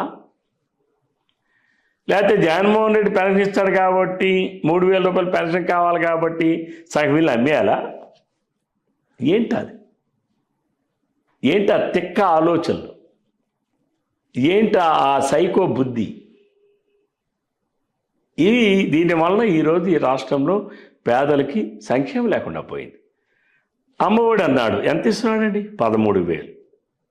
మాట మీద ఉన్నాడా? అందరికీ అన్నారు, కొందరికి ఇచ్చాడు. ఇది వాస్తవం కాదా? అంటే నవరత్నాల్లో ఏ ఒక్కటైనా ఫుల్ఫిల్ చేశాడా? జగన్మోహన్ రెడ్డి ఇంకో మాట చెప్పాడు, నేను రైతు భరోసా కేంద్ర ప్రభుత్వంతో సంబంధం లేకుండా 12,500 ఇస్తానని పాదయాత్రలో చెప్పాడు, ఎన్నికల సభల్లో చెప్పాడు. ఇచ్చాడా? 7,500 కదా ఇచ్చింది. ఆ రోజు మేము రుణమాఫీ చేశాం. 56 లక్షల మందికి రుణమాఫీ చేశాం. 50,000 రూపాయల వరకు 56 లక్షల మంది రైతులకు ఒకటేసారి వాళ్ళ అప్పులన్నీ కూడా మేము జమ చేశాం. 26 లక్షల మందికి ₹1,00,000 వరకు కూడా మేము అప్పులు జమ చేశాం. 32 లక్షల వరకు. ఇంకొక 24 లక్షల మందికి ఇంకొక 50,000 ఇవ్వాల్సిన 7,200 కోట్ల రూపాయలు మేము నిధులు విడుదల చేస్తే బ్యాంకర్స్ విత్డ్రాల్స్ లేట్ చేయడం వలన సుమారు 7,800 కోట్ల రూపాయలు రిలీజ్ చేశారు. మిగిలినటువంటి 6,400 కోట్ల రూపాయలు ఎన్నికల కమిషన్ కంప్లైంట్ ఇవ్వడం వలన ఆ రోజు ఎన్నికల కమిషన్ నిలుపుదల చేస్తే ఈ ప్రభుత్వం జగన్మోహన్ రెడ్డి వచ్చిన మరుక్షణం ఆ రైతు రుణమాఫీని రద్దు చేసి ఆ 6,400 కోట్ల రూపాయలని మొట్టమొదటిగా అమ్మఒడి అని చెప్పి విడుదల చేసింది. ఇది వాస్తవం కాదా? 5 సంవత్సరాలు అమ్మఒడి అన్నాడు, ఇచ్చాడా? ఒకటేమో ఆ రోజు మేము రైతులు రుణమాఫీ కోసం ఉంచినటువంటి డబ్బుల్ని రద్దు చేసి అమ్మఒడి ఇచ్చాడు. 5 సంవత్సరాలు ఇవ్వాల్సిన అమ్మఒడిని 4 సంవత్సరాలు కుదిచ్చాడు. ఇది వాస్తవం కాదా? ఇది ఇచ్చాడు జగన్మోహన్ రెడ్డి. రైతు భరోసా ఇంకా ఏమున్నాయి? నేను మద్యపాన నిషేధం 9 రత్నాల్లో అదొక రత్నమే కదా. మరి ఈ రత్నం ఏమైంది? ఈ రాష్ట్రంలో జగన్మోహన్ రెడ్డి ఇసుక దోపిడీ వలన భూగర్భ జలాలు అడుగంటిపోయి ఈరోజు తాగడానికి నీళ్లు లేని పరిస్థితులు ఉన్నాయి, కానీ మందు దొరకని ఇల్లు లేదు. మొబైల్ బెల్ షాపులు వస్తాయి. మొబైల్ బెల్ షాపులు ఇప్పుడు ఈ మొబైల్ బెల్ షాపుల్లో మద్యం పుష్కలంగా దొరుకుతూ ఉంది. ఎందుకంటే జగన్మోహన్ రెడ్డి గారే తయారు చేస్తాడు. జగన్మోహన్ రెడ్డి లారీల్లోనే షాపులకు వస్తాయి. జగన్మోహన్ రెడ్డి మనుషులతోనే షాపులు అమ్మిస్తాడు. మొత్తం డబ్బంతా కూడా జగన్మోహన్ రెడ్డికే పోతూ ఉంది. ఇసుకలో 1,00,000 కోట్లు పోయింది, మందులో 1,00,000 కోట్లు పోయినాయి. ఈ ధనవంతి ఎవరికి పోతుంది? జగన్మోహన్ రెడ్డికి పోతుంది. వచ్చిన ఆదాయం ఎక్కడికి పోతుంది? తాడేపల్లి ప్యాలెస్కి పోతూ ఉంది. మరి ప్రజలకేం మిగిలింది? ఎవరికైనా ఈ రాష్ట్రంలో ఆనాడు చంద్రన్న బీమా ఇచ్చాం, 5 లక్షల రూపాయలు వాళ్ళ ఇంటికి ఇచ్చాం. ఈ రాష్ట్రంలో ఎవరికైనా ఇచ్చిందా? పేరు మార్చాడు జగన్మోహన్ రెడ్డి. వైఎస్ఆర్ బీమా ఒకడంటే ఒకటికైనా ఇచ్చాడా? ఆ రోజు 50 సంవత్సరాల లోపు చనిపోతే పెద్ద కర్మ జరిగిన 12వ రోజు నాడు వాళ్ళ ఇంటికి తీసుకెళ్ళి 2 లక్షల రూపాయలు ఇచ్చాం. ఈరోజు ఎవరికైనా ఇచ్చాడా జగన్మోహన్ రెడ్డి? ఆ రోజు మేము 54 లక్షల మందికి మేము చంద్రన్న బీమా చేశాం. అంటే ప్రతి కుటుంబంలో 18 సంవత్సరాలు వయసు దాటినటువంటి 70 సంవత్సరాల వరకు అందరికీ మేము చేశాం. ఈరోజు జగన్మోహన్ రెడ్డి ఎంతమందికి బీమా చేశాడండి? ఓన్లీ కుటుంబ యజమానికి మాత్రమే. ఎంతమంది ఉన్నారండి? ఎన్ని లక్షలు చేశాడండి? 54 లక్షలు మేము 54 లక్షలు అంటాను, 2,34,00,000 మందికి మేము చేస్తే జగన్మోహన్ రెడ్డి వైఎస్ఆర్ బీమాకి చేసింది 54 లక్షలు. మేము ప్రతి ఇంటిలో ఎంతమంది ఉంటే అంతమందికి చేస్తే వైఎస్ఆర్ చంద్రన్న బీమా ఆయన కుటుంబ యజమానికి మాత్రమే చేశాడు. ఇవన్నీ వాస్తవం కాదా? విదేశీ విద్యను రద్దు చేశాడు, బెస్ట్ అవైలబుల్ స్కూల్ విద్యను రద్దు చేశాడు, అలానే ఎవరైనా సరే విద్యోన్నతి పథకాన్ని రద్దు చేశాడు. అంటే ఎవరైతే దళితులు, ఎవరైతే బడుగులు వాళ్ళు ఉన్నారో వాళ్ళు ఐఏఎస్ ఐపీఎస్లు కానీ, లేకపోతే గ్రూప్ 1 కానీ, లేదా బ్యాంక్ టెస్టులు కానీ కోచింగ్స్ వాళ్ళకి నచ్చినటువంటి కోచింగ్ సెంటర్లో తీసుకోవడానికి వాళ్ళకు ఉండేటటువంటి దాన్ని రద్దు చేశాడు. స్టడీ సర్కిల్స్ని రద్దు చేశాడు. ఇంటర్మీడియట్ విద్యలో మిడ్ డే మీల్ పథకాన్ని రద్దు చేశాడు. ఆడపిల్లలకి సైకిల్ పథకాన్ని రద్దు చేశాడు. పేదలకు ఇచ్చిన ఆదరణ పథకాన్ని రద్దు చేశాడు. అన్న క్యాంటీన్లు రద్దు చేశాడు. పండగ కానుకలను రద్దు చేశాడు. క్రిస్మస్ కానుకను రద్దు చేశాడు. రంజాన్ తోఫాన్ రద్దు చేశాడు. రద్దులు ముఖ్యమంత్రి తప్ప కొత్తగా ఇచ్చింది ఏమి ఇచ్చాడండి? ఆ రోజు మేము 2018-19 సంవత్సరంలో రైతు బంధు ఇచ్చాం, 6,000 రూపాయలు ఇచ్చాం. మేము 6,000 ఇచ్చాం కాబట్టి 12,500 ఇస్తా అని చెప్పాడు. ఇచ్చాడా? మేము ఇచ్చాం, 56 లక్షల మందికి ఇచ్చాం. ఈరోజు మీరు చూసి ఉంటారు, అగ్రికల్చర్ బడ్జెట్ అని పెట్టాడు, పేపర్లో అడ్వర్టైజ్మెంట్ చేశాడు. నిన్ననే 2,000 రూపాయలు ఇచ్చి 1,85,000 కోట్ల రూపాయలు ఖర్చు పెట్టామని పేపర్లో అడ్వర్టైజ్మెంట్ ఇచ్చాడు. నిజమా అది? కరెంటు బిల్లులు ఇంతకుముందు ఫ్రీ కరెంట్ ఇవ్వలేదా? ఉచిత కరెంట్ ఇవ్వలేదా? 50 రూపాయలకే హార్స్ పవర్ పెట్టింది ఎన్టీ రామారావు గారు, తెలుగుదేశం పార్టీ. ఉచిత కరెంటుని గత 5 సంవత్సరాలు మేము ఇవ్వలేదా? అంతేకాకుండా రైతులకి వాళ్ళ మోటార్లు నాసిరకమైన మోటార్లు తీసి ఐఎస్ఐ స్టాండర్డ్స్ ఉన్నటువంటి ప్యానల్ బోర్డ్స్ పెట్టాం, మోటార్లు పెట్టాం. రైతులకి ఆ రోజు సోలార్ పవర్ 5,50,000 రూపాయలు విలువ చేసేటటువంటి సోలార్ మోటార్స్ని 5 అవర్స్ పవర్ 3 అవర్స్ పవర్ని 45,000 రూపాయలు బీసీలు కడితే ఎస్సీలు 15,000 రూపాయలు కడితే ఇచ్చాం. 5 లక్షల రూపాయలు విలువైనవి ఇచ్చాం. ఆ రోజు రైతులకి ఆయిల్ ఇంజన్లు ఇచ్చాం, డీజిల్ ఇంజన్లు ఇచ్చాం, కరెంట్ ఇంజన్లు ఇచ్చాం, సోలార్ ఇంజన్లు ఇచ్చాం. అలాగే రైతులందరికీ ఆ రోజు నూర్పు మిషన్లు ఇచ్చాం, వరికోత యంత్రాలు ఇచ్చాం, చాపర్స్ ఇచ్చాం, ఎన్నో అనేక రకాలైనటువంటివి ఇచ్చాం. ఈరోజు ఏమైనా ఇచ్చారా? కాదు సార్, ఇన్ని రద్దు చేసిన ముఖ్యమంత్రి అని ఒక ట్యాగ్లైన్ ఇచ్చారు మీరు. మరి ఇన్ని రద్దు చేసిన ఆ ముఖ్యమంత్రిని ఓడించడానికి కూటములు ఎందుకు సార్? ప్రజలు చూస్తానే ఉన్నారు కదా. ఏమండి, మీరు చాలామంది అర్థం కావట్లా. ఇది ప్రజాస్వామ్యం. తెలుగుదేశం పార్టీ మేము ఎన్టీ రామారావు గారు 1982లో పార్టీ స్థాపించారు. అవును. బహుశా మీరు అప్పుడు పుట్టారో లేదో నాకు తెలియదు. లేదు, పుట్టలేదు. సంజయ్ విచార్ మంచ్ అని మనేకా గాంధీ గారు ఒక పార్టీ ఉండేది అప్పుడు. 83లో మేము పోటీ చేసినప్పుడు, 82లో మేము పోటీ చేసినప్పుడు కూడా తెలుగుదేశం పార్టీ సంజయ్ విచార్ మంచ్ మేనకా గాంధీ గారు పెట్టినటువంటి పార్టీతో మాతో పొత్తుకొచ్చారు. ఓకే, అంటే మీకు కూడా చరిత్ర తెలియాలని చెప్తున్నాను. అంటే తెలుగుదేశం పార్టీ ఆ రోజు కాంగ్రెస్ పార్టీని ఒకటి వేలతో ప్రకటించడానికి మేము చేసేటటువంటి అయ్యేటప్పుడు లైక్ మైండ్ పీపుల్ అందరూ కూడా కలుస్తాం. Like minded. మనం కలవడం ఇంపార్టెంట్ అండి, అది ఓకే సార్. నేనేమంటున్నా అంటే ఎండ్ ఆఫ్ ది డే ప్రజా తీర్పే కదా మనకు కావాల్సింది. మీకు అర్థం కాల? లైక్ మైండెడ్ మన ఇద్దరం కలిసి వెళ్తామనంటే ప్రజలు ఎందుకు వద్దంటారు? మీది అదే ఆలోచన, నీది గమ్యం ఒకటే. ట్రైన్ ఎక్కుతున్నామండి, మీరు హైదరాబాద్ వెళ్తారు, నేను హైదరాబాద్ వెళ్తాం. మన ఇద్దరు కలిసి ప్రయాణం చేయట్లేదా? విడిపోయి ప్రయాణం చేస్తున్నామా మనం? ఏమైనా ఏమండి?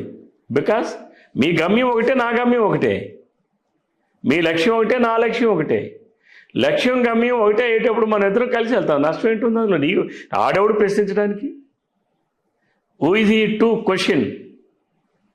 ప్రజలు కోరుకుంటుంది మా గమ్యం, మేము ఎంచుకునే గమ్యం ఏంటో ప్రజలు కోరుకుంటున్నారు. ప్రజలకు ఏం కోరుకుంటున్నారో మేము అది గమ్యంగా పెట్టుకున్నాం.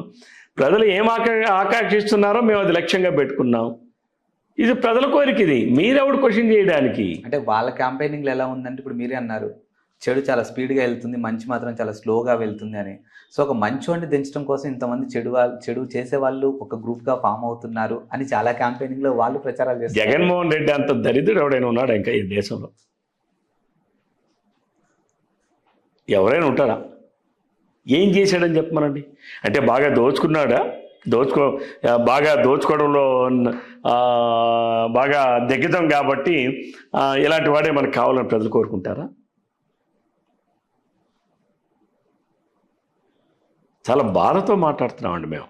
ఎందుకనంటే నేను ఒక ముఖ్యమంత్రిని, ఒక్క నిమిషం అండి, ఒక ముఖ్యమంత్రిని క్రిటిసైజ్ చేయాలనంటే బాధేస్తూ ఉంది, బీయింగ్ ఎన్ ఎడ్యుకేటెడ్. కానీ ఆ విధానాలు, ఆ దోపిడీ విధానాలు, అరాచకత్వాలు, దోపిడీ, సహజ వనరుల దోపిడీ చూస్తూ ఉంటే అసలు బ్లడ్ బాయిల్ అయిపోతూ ఉంది. ఏమైపోతుంది ఈ రాష్ట్రం? రేపు రాష్ట్ర ప్రజలు ఏమైపోతారు? రాష్ట్ర ప్రజల భవిష్యత్తు ఏమైపోతుంది? జగన్మోహన్ రెడ్డిని ముఖ్యమంత్రి చేశారు, రేపు జైలుకి పోతాడు. కానీ రాష్ట్రంలో ఉన్నటువంటి పిల్లల భవిష్యత్తు ఏంటి? నెక్స్ట్ జనరేషన్ భవిష్యత్తు ఏంటి? ఒకరి స్వార్థానికి రాష్ట్రం బలి కావాలా? ఎందుకు నేను ఆ మాట అన్నానంటే, ప్రజల మీద పడి ఏరుకోవడానికి సిగ్గు అనిపించకుండా దోపిడీ చేస్తూ ఉంటే ఇంతకన్నా దౌర్భాగ్యం ఇంకేం కావాలి? మీరు తీసుకోండి ఏ ఒక్కటైనా సరే.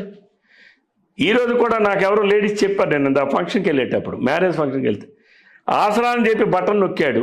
ఈరోజు కూడా ఈ రాష్ట్రంలో సుమారు 25 లక్షల మందికి పైబడి డబ్బులు ఈరోజు కూడా లేవే.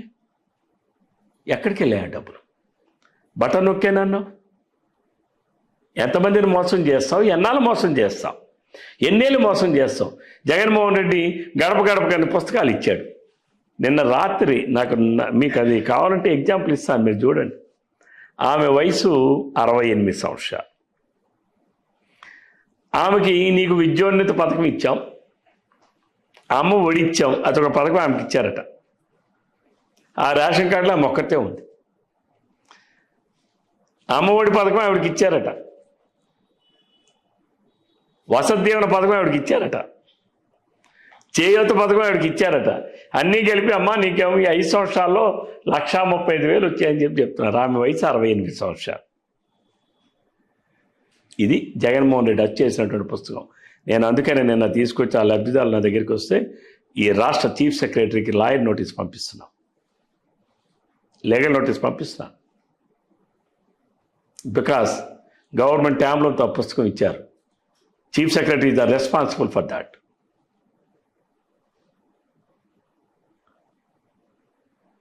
ఎలా ముద్రిస్తాడు? అవాస్తవాలతో ఎలా ముద్రిస్తాడు? ఒక అఫీషియల్ డాక్యుమెంట్ని ఎలా క్రియేట్ చేస్తాడు? ఈరోజు నేను లీగల్ నోటీస్ ఇస్తున్నాం చీఫ్ సెక్రటరీకి. అలాంటివి లక్షలాది మంది ప్రజలు ఉన్నారు, లక్షలాది మంది ప్రజలు, లక్షలాది మంది. కాబట్టి జగన్మోహన్ రెడ్డి మాయా, మోసం, అబద్ధం ప్రజలకు అర్థమైపోయింది.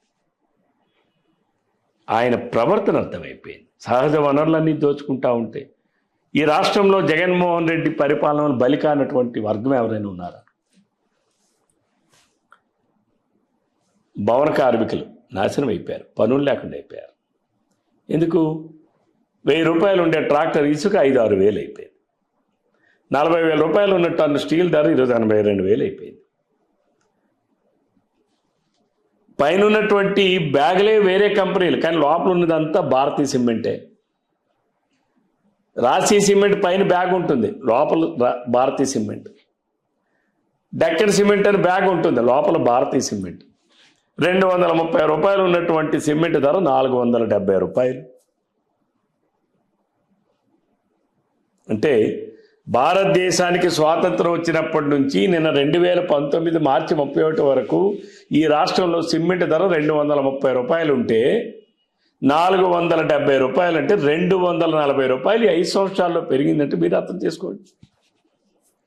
40,000 రూపాయలు భారతదేశానికి స్వాతంత్రం వచ్చిన నాటి నుంచి నేటి వరకు 2019 మార్చి 31 వరకు టన్ను స్టీలు ధర 42,000, ఈరోజు 83,000 అంటే 39,000 రూపాయలు ఈ 5 సంవత్సరాల్లోనే పెరిగింది. మరి జగన్మోహన్ రెడ్డి ఏమి ఇచ్చారండి జనంకి? ఈతకాయ ఇచ్చి గుమ్మడికాయ లాగడమా పరిపాలన అంటే? తన అసమంతపు పరిపాలన. ఆ రోజు మేము 7 లక్షల కోట్ల రూపాయలు ఈ రాష్ట్రానికి ఆదాయం వచ్చింది. మేము ఈ రాష్ట్ర ఆదాయాన్ని పెంచాం, కానీ జగన్మోహన్ రెడ్డి ఆదాయం పెంచలేదే. పెరిగిన 3 లక్షల కోట్లు కూడా ఏంటి? అధిక ధరలు, అధిక పన్నులు. ఇంటి పన్నులు ఎంత పెంచాడు? మీరు కూడా బహుశా హైదరాబాద్లో ఉంటారో లేకపోతే ఎక్కడ ఉంటారో నాకు తెలియదు. ఇంటి పన్నులు ఎంత పెంచుతున్నారు? ఎంత పెంచారు ఈ రాష్ట్రంలో? ప్రతి ఏడాది 15%. ఈరోజు వెళ్ళి అడగండి ఇంటి పన్నులు ఎంత పెంచారు. చెత్త పన్నులు వేసినటువంటి చెత్త ముఖ్యమంత్రి, చెత్త ప్రభుత్వం ఈ భారతదేశంలో చెత్త మీద ఎక్కడైనా పన్ను వేస్తారా? మున్సిపాలిటీకి ఎందుకండి మనం పన్నులు చెల్లిస్తున్నాం? చెత్త ఎత్తాల్సిన సర్వీసెస్ ఎవరి వాళ్ళు? మున్సిపాలిటీది కాదా? దాని మీద చెత్త పన్ను వేస్తాడా ఈ చెత్త ముఖ్యమంత్రి? పోనీ అదేమైనా డబ్బులు చెత్త ఎత్తడానికి ఇస్తున్నాడా అంటే అది జగన్మోహన్ రెడ్డి ఖాతాలోకి పోతా ఉంది. అందుకని ఏంటంటే ఇటువంటి ముఖ్యమంత్రి, ఇటువంటి చెత్త పరిపాలన, రాష్ట్ర ప్రజలకి పన్నులు అధికం, ధరలు అధికం. ఈరోజు పేదవాడు ఇంకా పేదవాడైపోయాడు, మధ్యతరగతి వాడు మధ్యతరగతి అయిపోయాడు.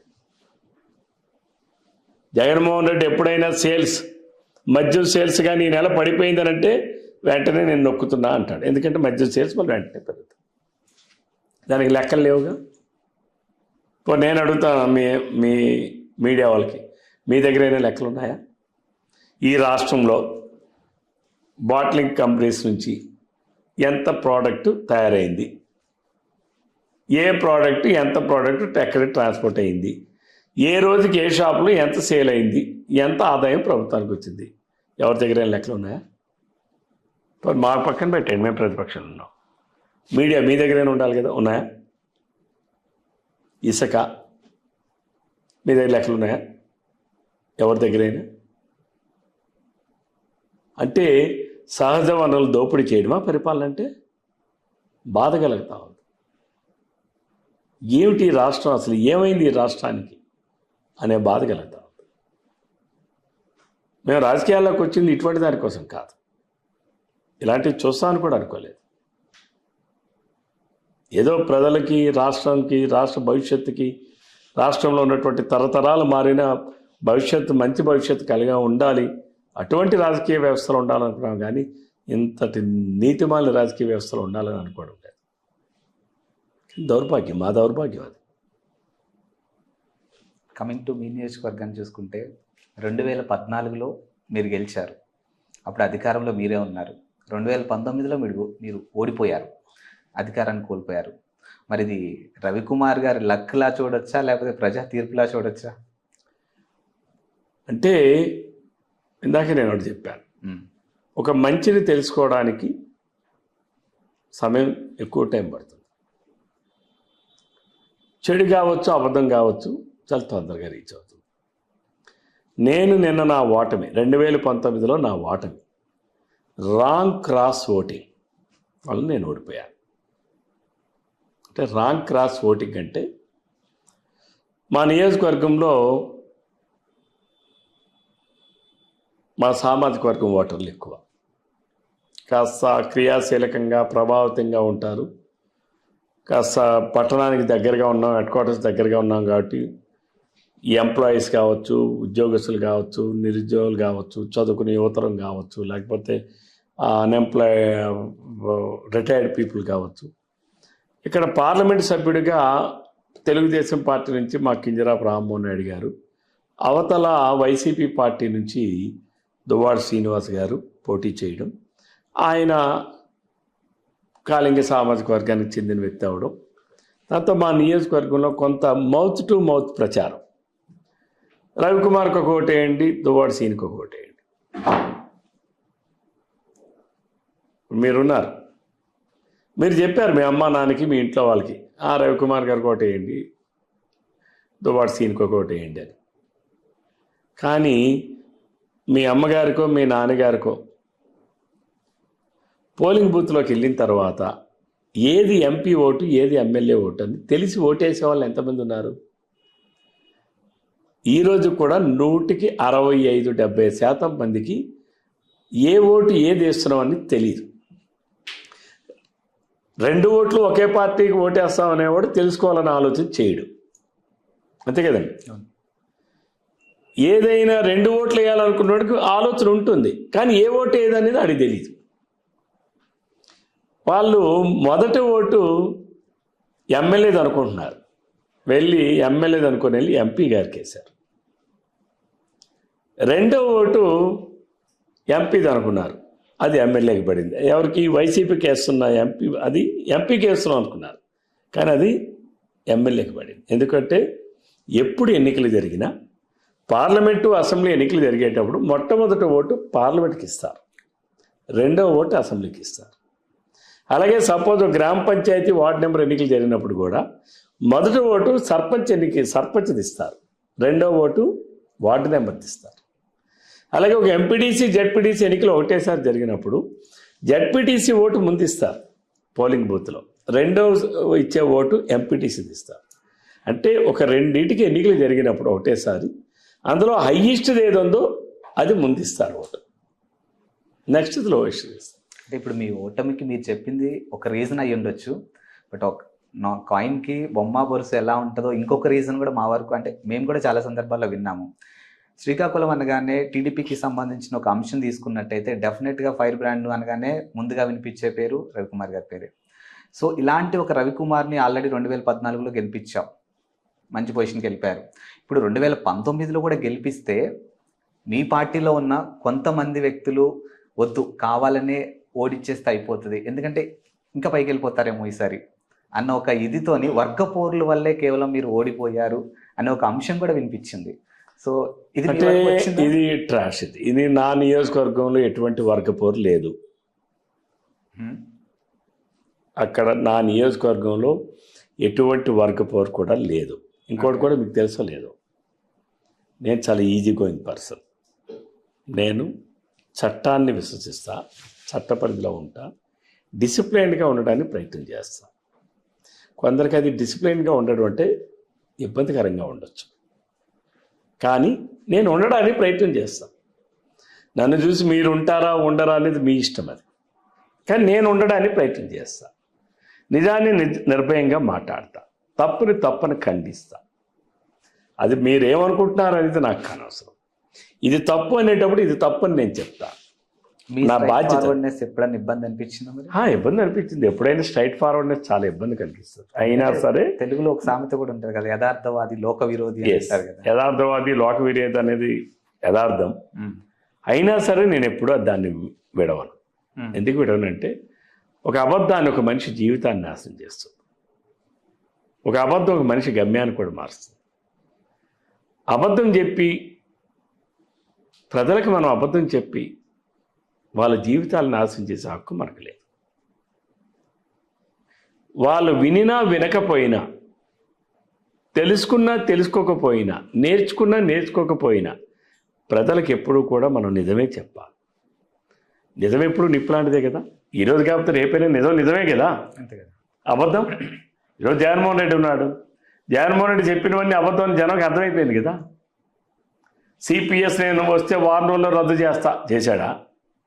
చంద్రబాబు నాయుడు గారి కన్నా బ్రహ్మాండమైన పిఆర్సీ ఇచ్చాడా? ఎప్పటి డిఏ అప్పుడే ఇస్తా, ఎప్పటి టీఏ అప్పుడే ఇస్తా అని చెప్పాడు, ఇచ్చాడా? రివర్స్ పిఆర్సీ ఇచ్చినటువంటి ముఖ్యమంత్రి భారతదేశంలో ఎవరైనా ఉన్నాడా? ఒక్క జగన్మోహన్ రెడ్డి తప్ప. ఐఆర్ కన్నా పిఆర్సీ తక్కువ ఇచ్చిన ముఖ్యమంత్రి ఈ ప్రభుత్వం ఎవరైనా ఉందా? ఒక జగన్మోహన్ రెడ్డి తప్ప. ఉద్యోగస్తులు వాళ్ళ హక్కుల కోసం పోరాడుతూ ఉంటే హౌస్ అరెస్టులు చేసి ఎక్కడికి వెళ్ళకుండానే పోలీస్ కేసులు పెట్టి పోలీస్ స్టేషన్లు పెట్టి నిర్బంధించడం ఎక్కడైనా ఉందా? ఒక జగన్మోహన్ రెడ్డి గారు తప్ప. మందు షాపుల ముందు ఉపాధ్యాయులు నిలబెట్టి క్యూలో నిలబెట్టి మనుషులు క్యూలో నిలబడడానికి ఉపయోగించినటువంటి ఉపాధ్యాయుల్ని వినియోగించినటువంటి ప్రభుత్వం ముఖ్యమంత్రి ఎక్కడైనా ఈ దేశంలో ఉందా? ఒక జగన్మోహన్ రెడ్డి గారు తప్ప. అంటే మీకు ఎప్పుడూ కూడా ప్రజల దగ్గర నాకు తెలిసిన అనుభవంతో చెప్తున్నా, నిజమే మాట్లాడాలి. ఎవరు అతను ఏదో అనుకుంటాడని మనం అబద్ధం మాట్లాడితే ఒక అబద్ధాన్ని కప్పిపుచ్చడం కోసం ఇంకొక అబద్ధం ఆడాలి. అది నాకు నచ్చదు. నేను దానికి వ్యతిరేకం. నిజం నిర్భయంగా మాట్లాడాలి, తప్పుని ఖండించాలి. ఖండించినప్పుడే ఈరోజు కాకపోతే రేపైనా వాళ్ళు తెలుసుకుంటారు. నేను అందుకే నా దగ్గరికి ఎవరైనా పని అందు వచ్చేటప్పుడు వాళ్ళు చెప్పిన పనిని నేను పూర్తిగా వింటా, వాళ్ళు ఇచ్చిన కాగితాన్ని పూర్తిగా చదువుతా. నాకు విషయం తెలిస్తే పర్వాలేదు, తెలియకపోతే తెలుసుకొని చెప్తానని చెప్తాను. నాకు విషయం తెలిస్తే ఈ పని అవుతుందంటే అవుతుందని చెప్తా, అవ్వదు అంటే అవ్వదని చెప్తా. ఎట్టి పరిస్థితుల్లో కూడా అవని పని అవదనే చెప్తా. అవుతుందని పని కొన్ని పనులు నా వల్ల అవ్వచ్చు, కొన్ని పనులు నా వల్ల కూడా కాలేకపోవచ్చు, ఇంకోరి వల్ల ఎవరినైనా అవ్వచ్చు. కానీ అవడానికి స్కోప్ ఉంది. కొన్ని పనులు అవ్వవు. ఎందుకు అవ్వవు? చట్ట పరిధిలో ప్రభుత్వ నిబంధనల ప్రకారం, నియమాల ప్రకారం, రూల్స్ ప్రకారం కొన్ని పనులు కావు. సపోజ్ ఫర్ ఎగ్జాంపుల్ ఎవరో కంపాషనేట్ అపాయింట్మెంట్ ఉంటుంది. కంపాషనేట్ ప్రభుత్వ ఉద్యోగి చనిపోతే కంపాషనేట్ అపాయింట్మెంటు 18 years దాటితే వాడికి ఉద్యోగం ఇవ్వచ్చు. కానీ కండిషన్ మీద కూడా ఇవ్వచ్చు. 16 సంవత్సరాలు వాడు, అదేంటి, ఆ ఉద్యోగి ప్రభుత్వ ఉద్యోగి చనిపోయిన నాటికి ఆయన వారసులు 16 సంవత్సరాలు దాటి ఉండాలి. ఒకవేళ 15 సంవత్సరాల 364 రోజులైనా ఒక్కరోజే కదా గ్యాప్ ఉందని అనుకున్నా వాడికి కంపాషనేట్ అపాయింట్మెంటు ఇవ్వరు. కొంతమంది ఎవరు రాసుకోవాలో వస్తారు. ఈ విషయం తెలిసిన నేను వాడు చెప్తాను, ఒరే బాబు నీకు ఒక రోజు తక్కువ ఉంది, నీకు మరి రాదురా అని. తెలియని పొలిటీషియన్ ఏం చెప్తాడంటే కాగితాలు ఎడతా ఉంటాడు, ఇది తిప్పుతా ఉంటాడు. ఎన్నాళ్ళైనది అవుతుందా? అవదు కదా. అవన పని అవదనే చెప్పాలి, అవుతుందన్న పని అవుతుందనే చెప్పాలి. అది అలా చెప్పాలి అని అంటే దాని మీద పూర్తి అవగాహన మనకు ఉండాలి. అది మనం చెప్పాలి అనుకుంటే, అవగాహన రావాలంటే చట్టాల మీద, రూల్స్ మీద ఎప్పటికప్పుడు మనం అప్డేటెడ్గా ఉండాలి. ఇది నేను అలా ఉండడానికి ప్రయత్నం చేస్తాను. పూర్తిగా నాకు అన్నీ చదువుకున్నా తెలుసని నేనైతే అంటంలా, బట్ ఐఎమ్ ట్రైయింగ్. తెలియని విషయాన్ని తెలుసుకోవడానికి ప్రయత్నం చేస్తాను. Coming to your personal life, ఎలాగో ఒక వర్గం టాపిక్ వచ్చింది కాబట్టి అవుట్ ఆఫ్ సిలబస్ క్వశ్చన్, మీకు తమ్మినేని గారికి రాజకీయాలు అనే పక్కన పెడితే రిలేషన్ ఎలా ఉంటుంది అసలు?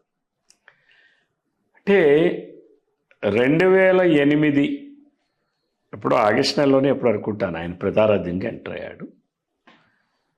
అంతవరకు బంధం కానీ బంధుత్వం కానీ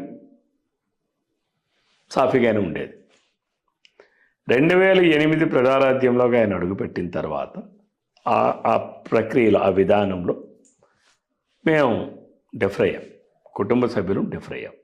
ఆయన తోడబుట్టిన అన్నదమ్ముడు కూడా డిఫర్ అయ్యారు, తమ్మినేని శ్యామలరావు గారు. ఆయన బ్రదర్ అంటే నాకు పెద్ద మావయ్య గారు, ఆయన కూడా డిఫర్ అయ్యారు. అంటే తెలుగుదేశం పార్టీని వీడి వెళ్ళడం అనేది మా కుటుంబంలో మెజారిటీ ఆఫ్ ఫ్యామిలీ మెంబర్స్ మేము దానికి యాక్సెప్ట్ చేయలేదు. నా సిద్ధాంతం, నేను నమ్మిన సిద్ధాంతం ఒకటే, నేను ప్రజలకి సేవ చేయాలి, ప్రజలకి ఒక ఎగ్జాంపులరీ పొలిటీషియన్గా ఉండాలని రాజకీయాల్లోకి వచ్చాను. ప్రజలకి సేవ చేయడానికి ఒక రాజకీయ పార్టీ చాలు, అది తెలుగుదేశం పార్టీ అని నేను నమ్మాను. ఎందుకు నమ్మాను? ఎన్టీ రామారావు గారు పెట్టిన పార్టీ, తెలుగు జాతి కోసం పెట్టిన పార్టీ, తెలుగువాడి ఆత్మగౌరవం ఉన్నటువంటి కోసం పెట్టినటువంటి పార్టీ ఇది. అనేక రాజకీయ పార్టీలు రావచ్చు, పోవచ్చు. రేపు వైసీపీ కూడా రేపు ఎన్నికలైన తర్వాత కనుమరుగైపోయే పరిస్థితులు వస్తాయి రాష్ట్రంలో. కానీ తెలుగుదేశం సూర్యచంద్రులు ఉన్నంత వరకు, తెలుగు జాతి ఉన్నంత వరకు ఎప్పటికీ నిలిచేటటువంటి ఏకైక పార్టీ తెలుగుదేశం పార్టీ ఒక్కటే ఈ ఆంధ్రప్రదేశ్ రాష్ట్రంలో. మీరు గుర్తుపెట్టుకోండి ఎప్పుడైనా. కాబట్టి నేను సర్వీస్ చేయడానికి ఒక రాజకీయ పార్టీ చాలు. నేను సిద్ధాంతాన్ని నమ్మాను కాబట్టి నేను పార్టీ మారడం నాకు ఇష్టం లేదు. తమ్మినేని సీతారాం ఏవో కారణాలు చెప్పాడు, ఏదో కుంటి సాగులు చెప్పాడు, వెళ్ళిపోయేటప్పుడు ఏదో చెప్తుంటారు అలా ఆడిది ఇది అలా అది ఇది అని. ఆయన కేవలం పదవుల మీద వ్యామోహంతో ఆయన పోయాడు. అప్పుడు మేము డిఫర్ అయ్యాం. ఆ డిఫరెన్స్ అనేటటువంటిది రక్త సంబంధంలో ఉన్నటువంటి వాళ్ళలో కూడా వచ్చింది, మా అభిమానుల్లో కూడా వచ్చింది, మా బంధుత్వాల్లో కూడా వచ్చింది. లిటరల్గా 2 వర్గాలుగా 2 గ్రూపులుగా విడిపోయాం నాటి నుంచి నేటి వరకు. ఎప్పుడైనా బాధ అనిపించిందా సార్, ఒక రాజకీయంతో రక్త సంబంధాలు దూరం చేసుకోవడం? అంటే సిద్ధాంతం కోసం ఒక్కొక్కసారి తప్పదు. ఇప్పుడు I should not lose my character. నేను ఏ రాజకీయ విలువలతో చేయాలని నేను రాజకీయాల్లోకి వచ్చానో, ఇప్పుడు నా బంధం కోసం బంధుత్వం కోసం నా క్యారెక్టర్ నేను లూజ్ చేసుకోవాలా? నేను ఆ రోజు కూడా ఒకటి అనుకున్నాను, నేను సీతారామన్ గారిని సపోర్ట్ చేస్తే, మా అమ్మ మేనమామ కదా అని నేను సపోర్ట్ చేస్తే నేను రాజకీయాలు వదిలేస్తానని.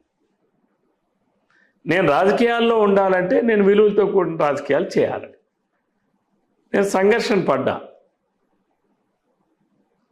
ఆయన పార్టీ మారి వెళ్ళిపోయేటప్పుడు నేను వెళ్ళను, నేను డిసైడ్, నేను వెళ్ళను. కానీ నేను మా అమ్మకి ఆయన సొంత తమ్ముడు, అల్లుడు, నేను కొడుకుని. మరి నాకు ఇంకా 2 అన్నదమ్ములు ఉన్నారు. ఆయన భార్య నా సొంత సిస్టరు, నా సొంత అక్క. ఈ దశలో నేను ఎవరికి సమాధానం చెప్పినా చెప్పకపోయినా మా అమ్మకి సమాధానం చెప్పాలి,